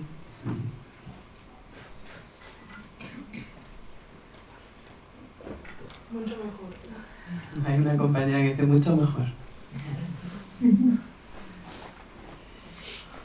Muchas gracias, Asisa. Luego cuando pasemos el micro, si alguien quiere comentar.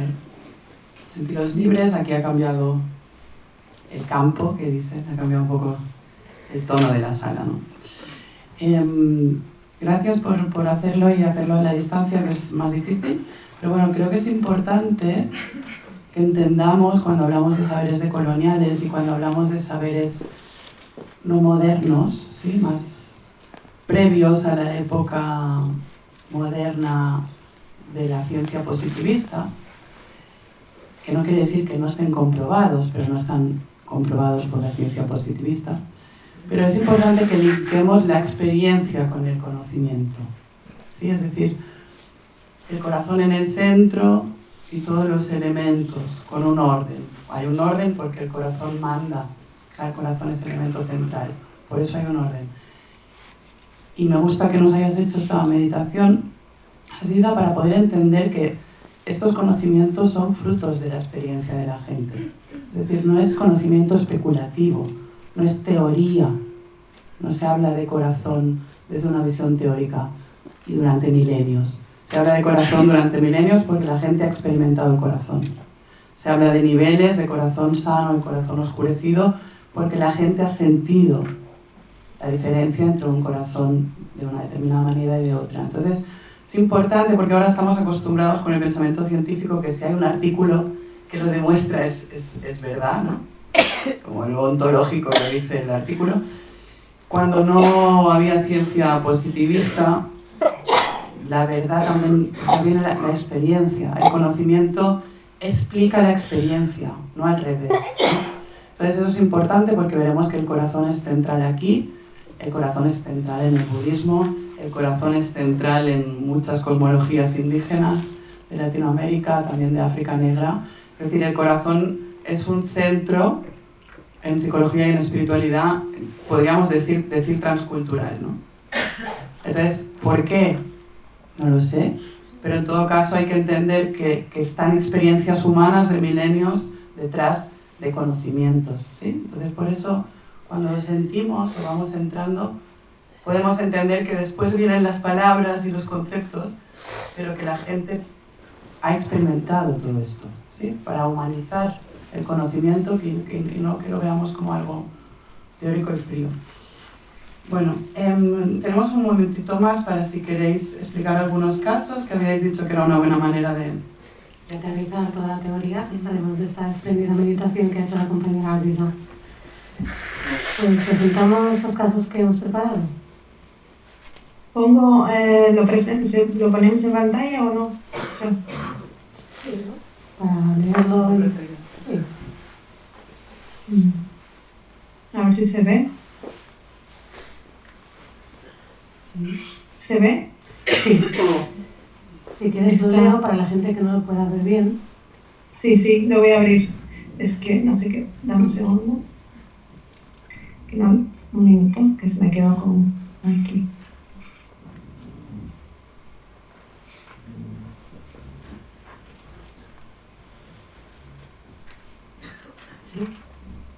Ay, perdón, que se me quedó como cerrado. Ahora. Presentar.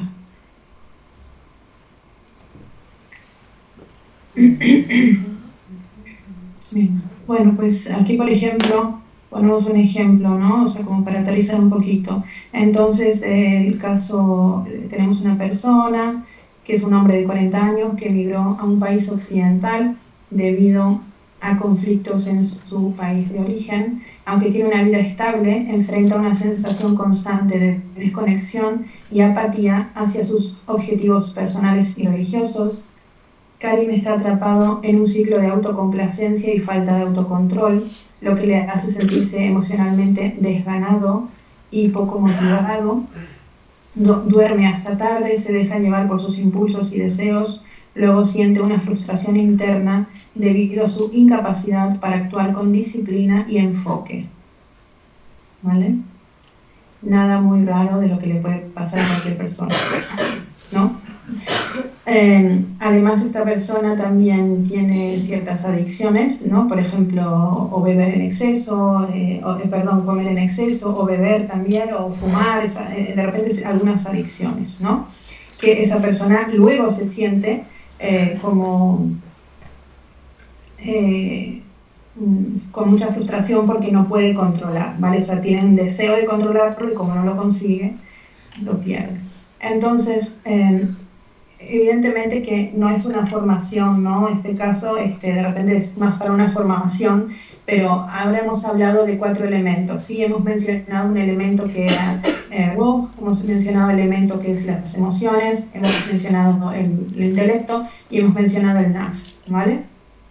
Entonces, desde esa perspectiva que hemos mencionado esos elementos, ¿cuál sería el área mayormente afectada en la situación de Karim? Así leyendo simplemente el caso, ¿qué pensáis que sería el área afectada de Karim a grandes rasgos, así a primera vista? ¿Alguien que se anime? Sí, hay una ¿El nafs? Sí, porque no tienes autocontrol. Levantarte temprano, ser productivo y también no controlar tus impulsos, por lo cual estoy un poco afónica, por lo cual tiene un poco de problemas para controlar sus Sobre todo para hacer un micro, así será mejor si te escucha.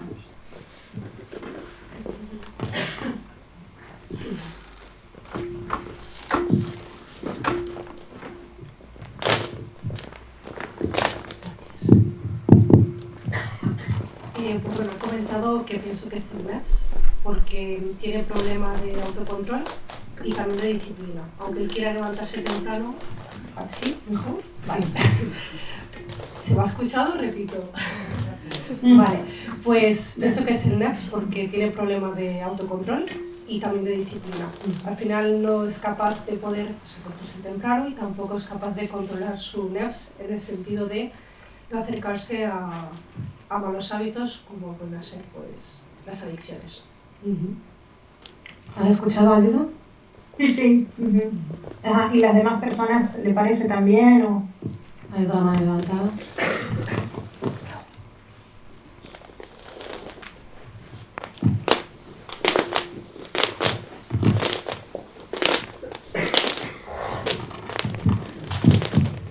Vale, yo pienso que, es decir, sí que es la NEPS la culpable por su descontrol, pero si la pregunta es qué parte está afectada, es decir, recibe los perjuicios de ese descontrol, yo diría que es la propia, que es el espíritu, porque cuando menciona que enfrenta una sensación de desconexión, apatía, sería más esa especie de espíritu desconectado que se siente afectado por esa NEPS descontrolada. Entonces, bueno, eso sería el otro punto de vista que podría plantear. Muy bien, gracias. ¿Alguna opinión más? Vale, pues ayer han comentado el NAFS y el rol. Esa desconexión con lo espiritual. Vale. Y luego, otra pregunta para reflexionar. Ahora vamos a seguir, ¿no? ¿Cómo crees que los impulsos afectan su bienestar y su práctica religiosa? O sea, pensémoslo, ¿no? Igual si no queréis contestar, no pasa nada, pero pensemos un poquito. ¿Cómo estos impulsos van a afectar su bienestar y su práctica religiosa? ¿Sí? O sea, ya se dice un poco aquí, ¿no? La frustración, luego se siente como culpable y no puede actuar con disciplina. Luego preguntamos, ¿qué tipo de disciplina o autocontrol sería beneficioso para Karim? Claro, aquí tenemos que conocer diferentes estrategias y técnicas, ¿vale? Simplemente es una pregunta como para pensarla. ¿Y cuál es el área complementaria para trabajar? Porque, ¿qué pasa? Como dijimos antes, nosotros no es que solamente está afectada un área, ¿vale?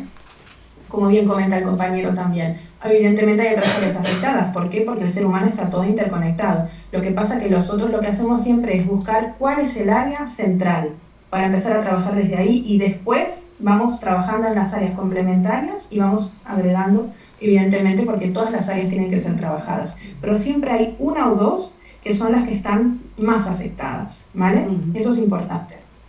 Entonces aquí tenemos la práctica.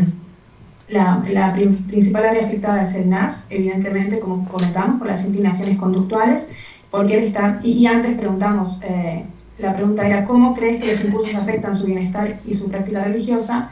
Karim está lidiando con una falta de control sobre su NAS, lo que lo lleva a seguir sus impulsos y alejarse de sus metas y sus valores islámicos, ¿vale? O sea, se aleja. Entonces, evidentemente, cuando una persona se aleja, luego hay frustración, incoherencia en la vida, más ansiedad, más depresión y todo eso es un ciclo, ¿no? Entonces, ¿cuál es antes decíamos, qué tipo de disciplina o autocontrol sería beneficioso para Karim? Entonces, una de las disciplinas, por ejemplo, que se usa mucho para trabajar el NAS, es lo que se llama Muhalafat, que es justamente ir en contra de lo que el NAS quiere, ¿vale? En contra, porque la única forma que vamos a poder trabajar los comportamientos es ir trabajando sobre ir en contra de los deseos, ¿vale? De hecho hay una frase que ahora no me acuerdo de dónde es, pero dice las acciones que más le benefician al nafs es ir en contra de él. Eso es lo que le beneficia al nafs, que vayamos en contra de él, ¿vale? En el sentido de si queremos purificarnos y si queremos perfeccionarnos. No significa que si tengo hambre no voy a comer, ¿vale? Significa, como dijimos, siempre desde la perspectiva del equilibrio. Entonces, las técnicas de autocontrol, como establecer límites de las conductas que refuerzan su apatía. Esto, por ejemplo, incluye hábitos diarios de disciplina, aunque pequeños, ¿vale? Muy pequeñitos, pero que vayan fortaleciendo su capacidad. Por ejemplo, establecer rutinas para despertarse temprano, en especial no perder la oración de la mañana. Es decir, ¿qué quiere decir? Que yo a esta persona solamente le voy a escuchar que me cuente lo mal que se siente, no gano nada solo con eso. Lo voy a escuchar, pero además necesito aplicar estrategias de comportamiento, porque si no, así como viene, se va y sigue igual, ¿vale? Entonces, por ejemplo, moderar el uso de la tecnología. Si esa persona de repente se queda toda la noche despierta, haciendo un mal uso de las redes sociales o entretenimientos o lo que sea, lo cual no le habilita, no le permite después focalizarse en tareas más productivas. El ayuno, por ejemplo, es otra de las estrategias que se utiliza también en la psicología islámica, ayunar. ¿Por qué? Porque el ayuno lo que hace justamente es disciplinar a nuestro nafs, ¿vale? Nosotros, por ejemplo, cuando ayunamos en Ramadán y ayunamos cualquiera de los días que ayunamos, ¿qué hacemos? Es como ese jinete que está agarrando el caballo, ¿no? Y que le está aguantando en esos deseos que la persona a veces no puede controlar por sí mismo, ¿vale? Y aquí hago un paréntesis y una pequeña anécdota. Cuando yo me quería convertir al Islam, el mayor miedo mío era: yo no voy a poder ser musulmana porque nunca voy a poder ayunar. Porque decía, no puedo hacer esto. Para mí esto es imposible. No comer es imposible. Y yo hice, antes de convertirme al Islam, hice una prueba conmigo misma, que fue hacer un Ramadán sin siquiera ser musulmana. Porque dije, si yo paso esta prueba, entonces me voy a convertir al Islam. Tenía otras dificultades, ¿no? Pero, ¿qué quiero decir con esto? A primera vista nos da mucho miedo estas estrategias de ir en contra del nafs, ¿vale? ¿Por qué? Porque estamos acostumbrados a ir con el nafs, ¿vale? Todo lo que es placer, satisfacción, deseos, como lo quiero, donde lo quiero, cuando lo quiero, ya, y más hoy, clic, clic, clic, lo tengo, ya lo compro en 2 minutos, dopamina permanente, ¿vale? Pero encontramos que esta dopamina de satisfacer al nafs permanentemente genera un vacío tan grande y una depresión tan grande realmente en las personas. ¿Por qué? Porque luego queda ese vacío, y entonces ese vacío quiere otra vez llenar con algo que otra vez viene el vacío, ¿no? Entonces, ¿con qué hay que llenar el vacío? Con lo trascendente, lo permanente, las buenas relaciones, el propósito de la vida y cosas bonitas, ¿no? Entonces, esta persona, para trabajar en su nafs, necesita a veces hacer algunas estrategias, ¿no? Como que le permita disciplinar ese nafs, ¿no? Levantarme temprano, restringirme algunas cosas, ayunar, para que de a poco nuestro nafs se vaya disciplinando. Activación conductual, por ejemplo, beneficiarse de ejercicios para romper la inercia, actividades físicas moderadas para que puedan como sacarlo y activar esa energía y reducir la sensación de desmotivación, ¿vale? Y luego también pues tenemos más, podemos hacer muchas cosas. Hikmah sería servicios a otros, por ejemplo, a veces involucrarnos en actividades de beneficio para otros, para salir de nuestro propio yo, mi vida, lo que me pasa a mí, lo que yo necesito, lo que yo quiero, ¿no? Entonces, cuando salimos un poco y estamos en servicio hacia los demás, de hecho, eso es una estrategia que se utiliza mucho en psicoterapia, en la depresión y en personas que justamente están centradas en su propio dolor, ¿no? Eso puede ser otra estrategia. Y luego, intervención secundaria, ¿vale? Evidentemente podríamos trabajar también el ruh, así como comentó el compañero, pero en este caso elegimos trabajar el aql, que es el pensamiento, ¿vale? El área cognitiva. ¿Por qué? Porque también es necesario que la persona reflexione sobre las intenciones y los efectos de qué pasa con las acciones y las consecuencias, ¿vale? A veces puede ser algo muy básico para algunas personas, pero para otras personas viven más en la parte de la impulsividad, no miden tanto la consecuencia de sus actos, ¿no? Entonces hay gente que se tiene que entrenar en reflexionar y entonces ahí guiarlo, digamos, desde un punto de vista de reestructuración cognitiva, centrándose más en los pensamientos y cómo eso le va a fortalecer por consecuencia en el área del ruh también, ¿no? En su conexión con su creador, si es que para él la religión es algo importante y se siente frustrado por no poder estar cumpliéndolo. Por último, lo que tenemos en psicología también islámica es Husn al-Zan, que es el pensamiento positivo en el sentido de pensar bien, no solamente pensamiento positivo de estoy bien y me siento bien, sino en general el pensamiento positivo islámico tiene que ver con algo mucho más grande, que es tener una buena perspectiva de las cosas y de la vida en general, ¿vale? Que en general las cosas son buenas, y pase lo que pase, van a ser por un beneficio y lo voy a poder superar, ¿vale? No es solamente estoy bien y ya está. Entonces vamos como a ayudarle a trabajar también desde esa perspectiva y vale, ya está. Entonces esto sería como un flash, ¿no? de las diferentes perspectivas que podemos trabajar. Evidentemente no es lo único que haríamos, esto como digo es una cosa muy así tipo foto de 5 segundos. Evidentemente que una terapia y una relación está el vínculo terapéutico, la relación que tenemos, el proceso de cambio, muchas más cosas, pero esto es como una cosa para decir, vale, la psicología islámica cómo trabaja, ¿no? Así que nada, por ahí terminamos. ¿Pasamos al otro? Sí, bueno, gracias. Así estábamos comentando con Wafa que por la hora vamos a priorizar abrir debate, pues si alguna persona quiere preguntaros algo, y en el caso que no haya muchas preguntas teníamos otro caso, Wafa, para poderos compartir, un caso práctico, però bueno, com són les 11:05, preferim donar paraula, a veure si algun dubte o qualsevol cosa que necessiteu preguntar a la Wafa o a la Cisa, o que puguem simplement també debatre, no?, entre tots.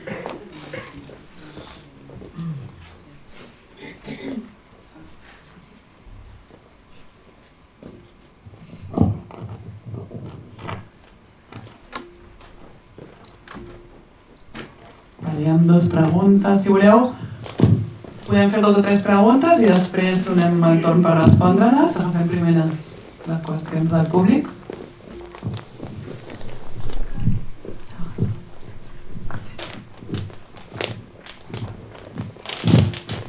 Bueno, primer de tot, moltes gràcies per la vostra ponència. Llavors, jo tenia una pregunta en relació a la personalitat.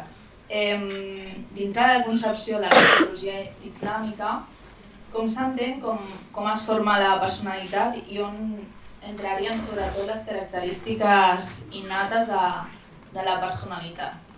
No sé si entrarien dins del nefs o en un altres components. Gràcies. Gràcies. ¿Hacemos una pregunta para Andrea Salas? Yo no he escuchado, digo por si acaso no he escuchado nada. ¿De la pregunta? Vale, comenta que cómo se forma la personalidad o cómo tenemos entendida desde la psicología islámica los rasgos de personalidad, si es más algo de nafs o... Si podemos hacer las preguntas en castellano, así la compañera lo escucha mejor y lo entiende mejor. Vale.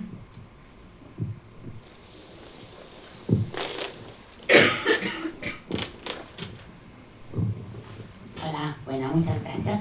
Yo quería saber más si se contempla algún abordaje también colectivo, ¿no?, de la pérdida del bienestar emocional. O sea, si se tienen en cuenta también los que en Occidente se llaman los determinantes sociales de la salud, ¿no?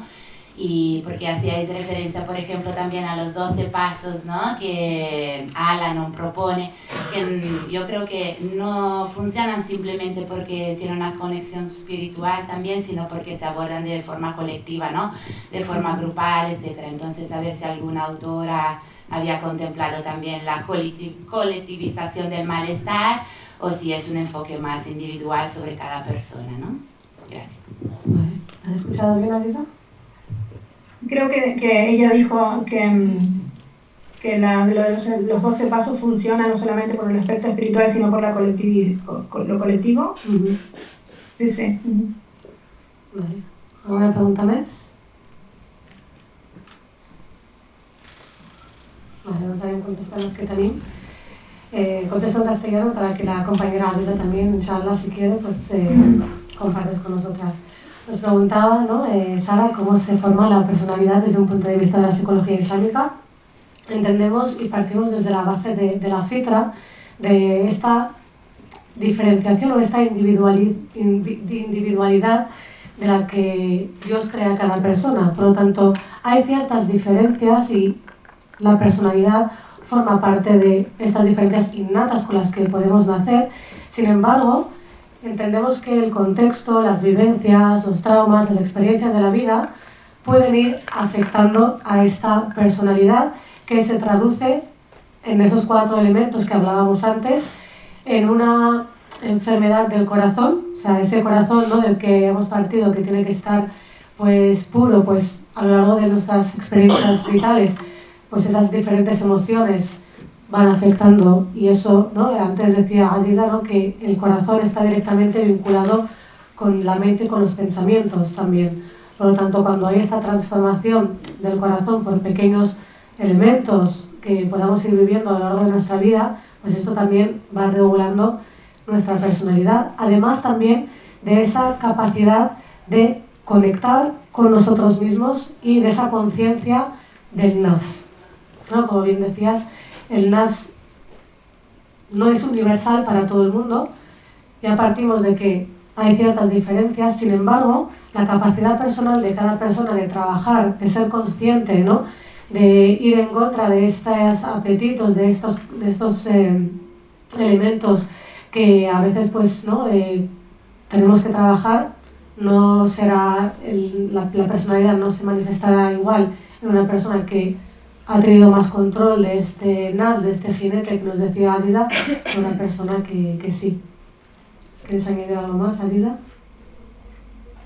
No, sí, es que es eso, no hay tampoco hay una gran diferencia, digamos, porque como las bases de la psicología moderna son islámicas, o sea que en realidad no hay mucha diferencia de cómo desde la perspectiva islámica la persona se va formando a través de esa interacción, ¿no?, del cuerpo, la mente, el ruh y todos esos elementos que están interconectados, ¿no? Pero de repente a veces es como tiene nombres diferentes o aspectos diferentes. Evidentemente que desde el punto de vista islámico existe lo que hay, pues hay como una guía, un marco, una referencia, una moralidad, una conciencia de Dios, una conciencia de lo que es esta vida y la otra. Entonces sí, evidentemente la personalidad es diferente, ¿no?, de la personalidad de según el contexto cultural también, ¿no?, y religioso de la persona. Pero sí. Uh-huh. Y en cuanto a la otra persona, ¿no?, que pregunta acerca más de esta perspectiva colectiva de la psicología islámica, hay muchos elementos dentro de la psicología islámica o dentro del Islam per se que implican esta colectividad, ¿no? Y uno de ellos, y que me gustaría destacar, es, por ejemplo, que las obras sociales, ¿no?, o incluso algunas adoraciones son en grupo. Uno de los pilares del Islam es la peregrinación. Y esta no se hace de forma individual, ¿no?, sino que es grupal y se va con más personas. De hecho, no se concibe, ¿no?, que se pueda hacer de forma individual. Y como esto también, ¿no?, es un nivel del ruh, es un nivel del alma que únicamente se alcanza cuando se está en un colectivo, ¿no?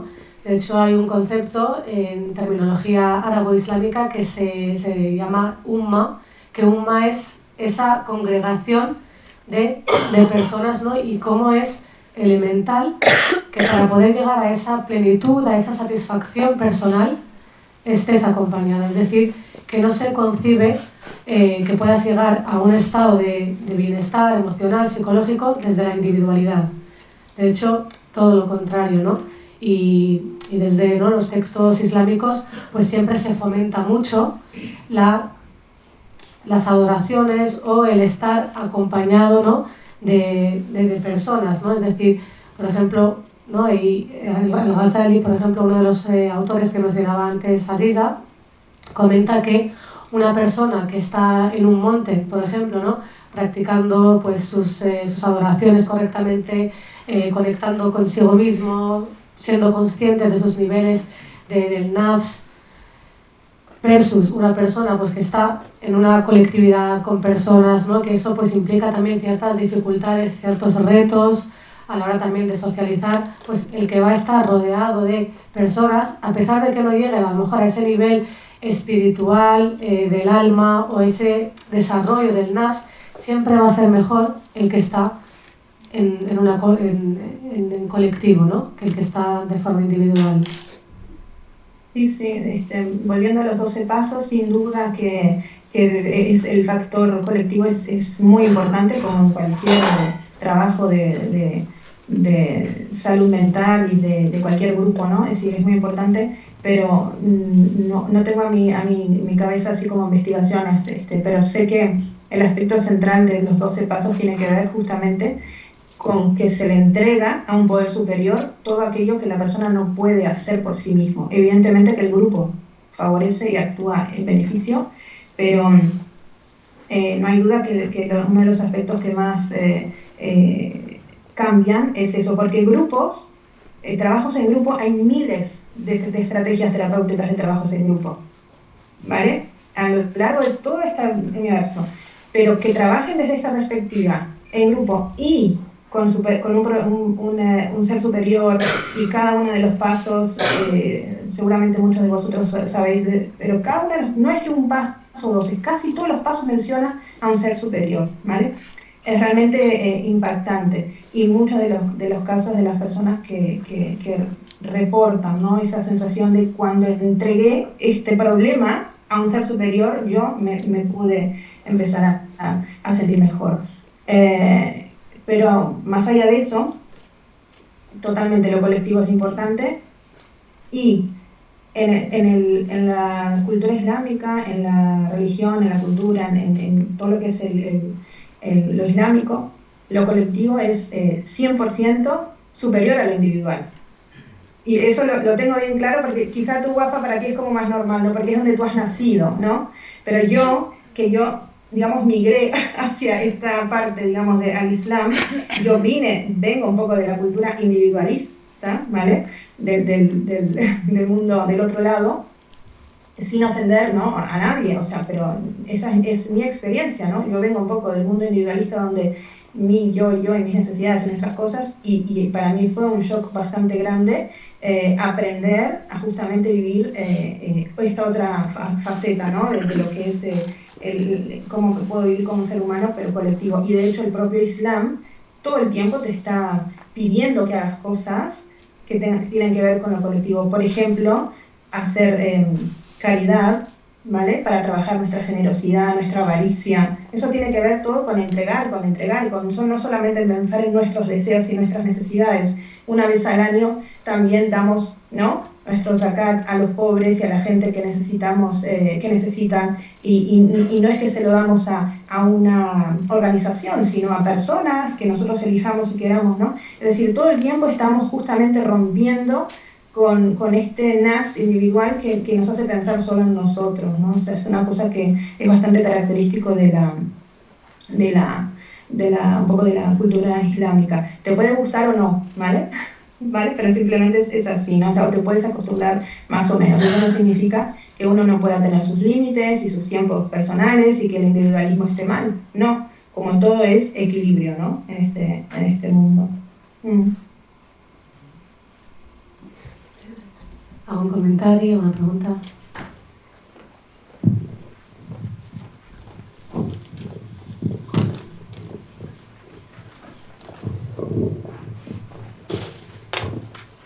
Muchas gracias en primer lugar, y mi pregunta va sobre todo cuando hablamos de que nosotros, este yo, tiene que controlar al nefs, por ejemplo. Aquí lo que vemos es que hay una ego-descentralización y que no nos identificamos con ese nefs. Entonces, siempre se habla, es curioso cuando hablamos o somos autoconscientes, vemos que hay como dos personitas dentro de nosotros. Una que, como hablamos de estos impulsos, estos deseos, y otra que es la que educa a esta nefs, o la que la controla y la guía. Desde la perspectiva islámica, ¿qué somos realmente? Si no somos este nefs, ¿cuál es nuestra esencia? A ver si me entiende. ¿Has escuchado la pregunta, Tita? Más o menos, pero yo creo que tú puedes empezar. Realmente, cuando hablamos del ser humano, ¿qué es el ser humano? Es muchas cosas, pero para resumirlas, porque en esta introducción, ¿no?, de estos saberes decoloniales hemos hablado sobre todo de estos 4 elementos, pero realmente son uno. Entonces, el ser humano, ¿qué es? Es aql, es ruh, es nafs y es... ¿cuál me falta?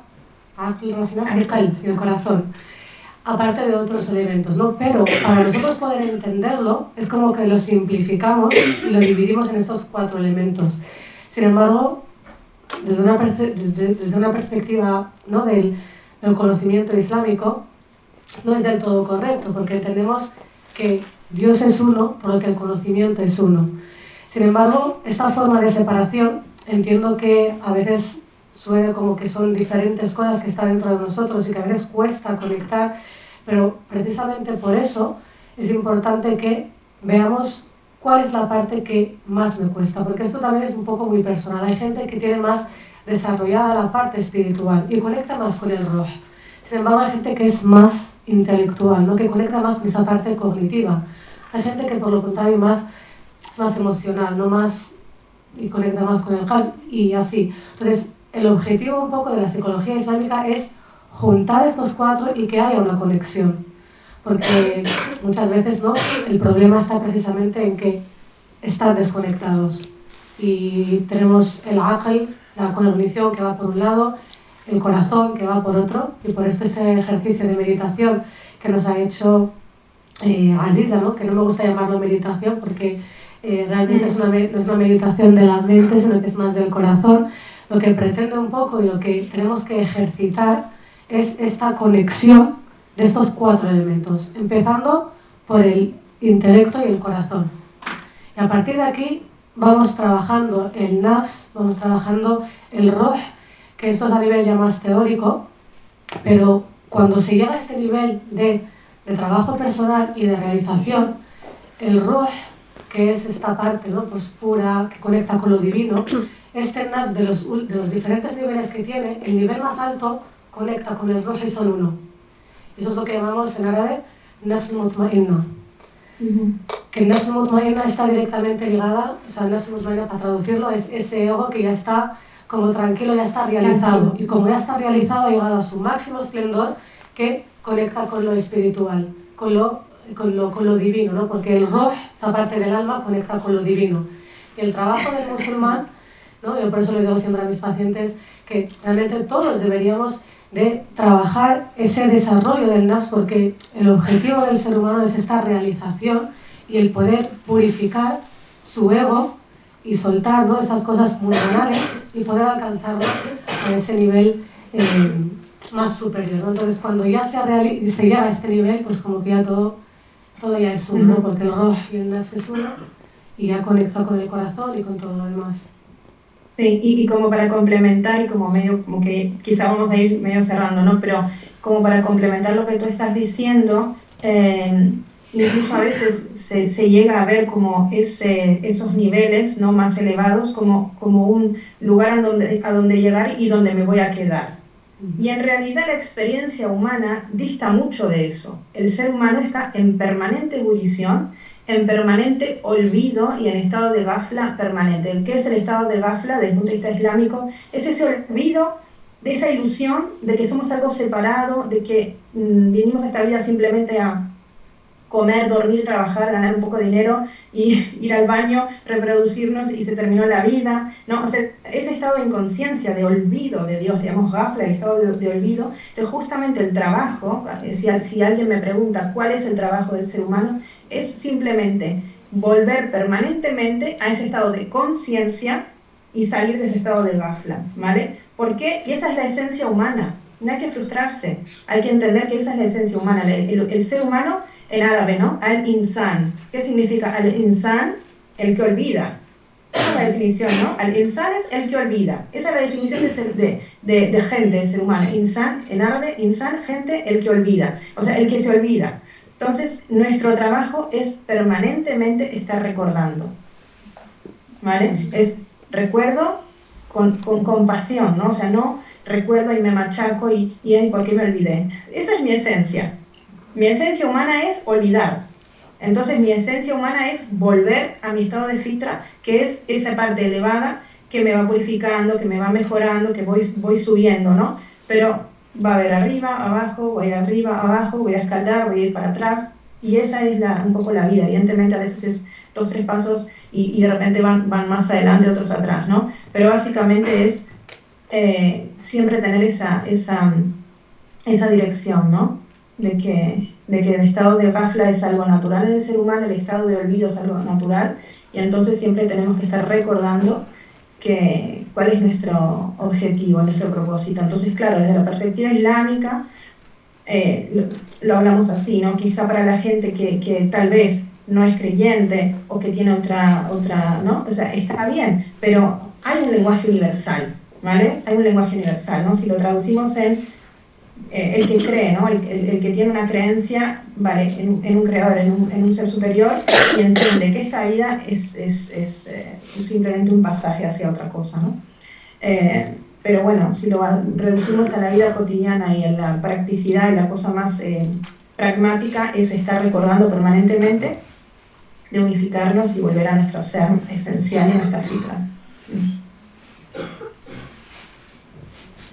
Moltes gràcies. Hem arribat a l'hora, que igual estaria bé poder tancar perquè no ens comencem a dispersar abans de fer tancament.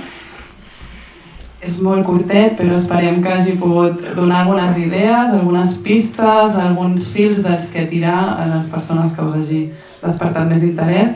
Agraïm moltíssim, com sempre, a Wafa, a Aziza, per participar avui i per la feina que feu i per poder-nos ajudar a recordar i a conèixer totes aquestes sabieses que ens queden en alguns de nosaltres una mica lluny. No sé si voleu dir alguna coseta com per tancar i amb això us agrairem la vostra presència també, l'interès. Pensàveu que aquesta jornada interessaria a 10 persones i s'han interessat 100. Estem molt contentes, ens veiem en 2 setmanes també amb el següent workshop i dono la paraula a l'Aziza i a la Wafa per tancar. Gràcies. Agraïm una vegada més a totes i tots els assistents i com tinc entès, no, per les inscripcions que m'he estat mirant una mica qui venia, la majoria, no, interveniu o teniu contacte, no, amb persones tant islàmiques com no, però migrades, i espero, no, que aquest workshop hagi servit per una mica ampliar la nostra mirada, no, saber una mica com enfocar i com tractar els problemes de salut mental que tenen aquests col·lectius i que moltes vegades, no, quan intentem aplicar el que sabem des d'Occident es queda fora, no? I poder ampliar aquesta mirada, poder introduir aquesta part, doncs, més espiritual, aquesta part, doncs, més d'aquests nivells que hem anat parlant, esperem que sigui de benefici per a la vostra pràctica psicològica. Bueno, muchas gracias. Pedimos disculpas también por nuestros errores y nuestros fallos. Como decimos en el Islam, todos nuestros fallos vienen de nosotros y todas nuestras certezas y lo que hayamos hecho bien viene de Allah, no viene de nosotros. Estamos a disposición también para cualquier cosa que surja en el futuro, de preguntas, dudas, cuestiones que sucedan. Yo creo que tanto Wafa como yo no tenemos problema dentro de nuestras posibilidades y los tiempos, si hay necesidad de cualquier pregunta, duda, lo que sea, estamos a disposición. Y nada, y muchas gracias por haber participado y la verdad que me gustó mucho ver las motivaciones por las que las personas se han inscrito, o sea que me parece algo muy noble que la gente quiera saber cómo trabajar con sus ya sea pacientes o en este caso serían usuarios o en fin, como se le llamen según el lugar donde se esté de trabajo. Así que nada, o sea, desde ahí muy orgullosa por todas las personas que siempre están intentando ampliar su mirada, de construir y tener como esa mirada diferente de no juicio, no crítica, independientemente que luego se adopten o no, simplemente como estar abiertos, me parece muy bonito, muy humano. Así que nada, muchas gracias a todas y gracias también, Rosa, por tu confianza y Wafa por tu compañerismo y a todas las personas que están por ahí. Muchas gracias.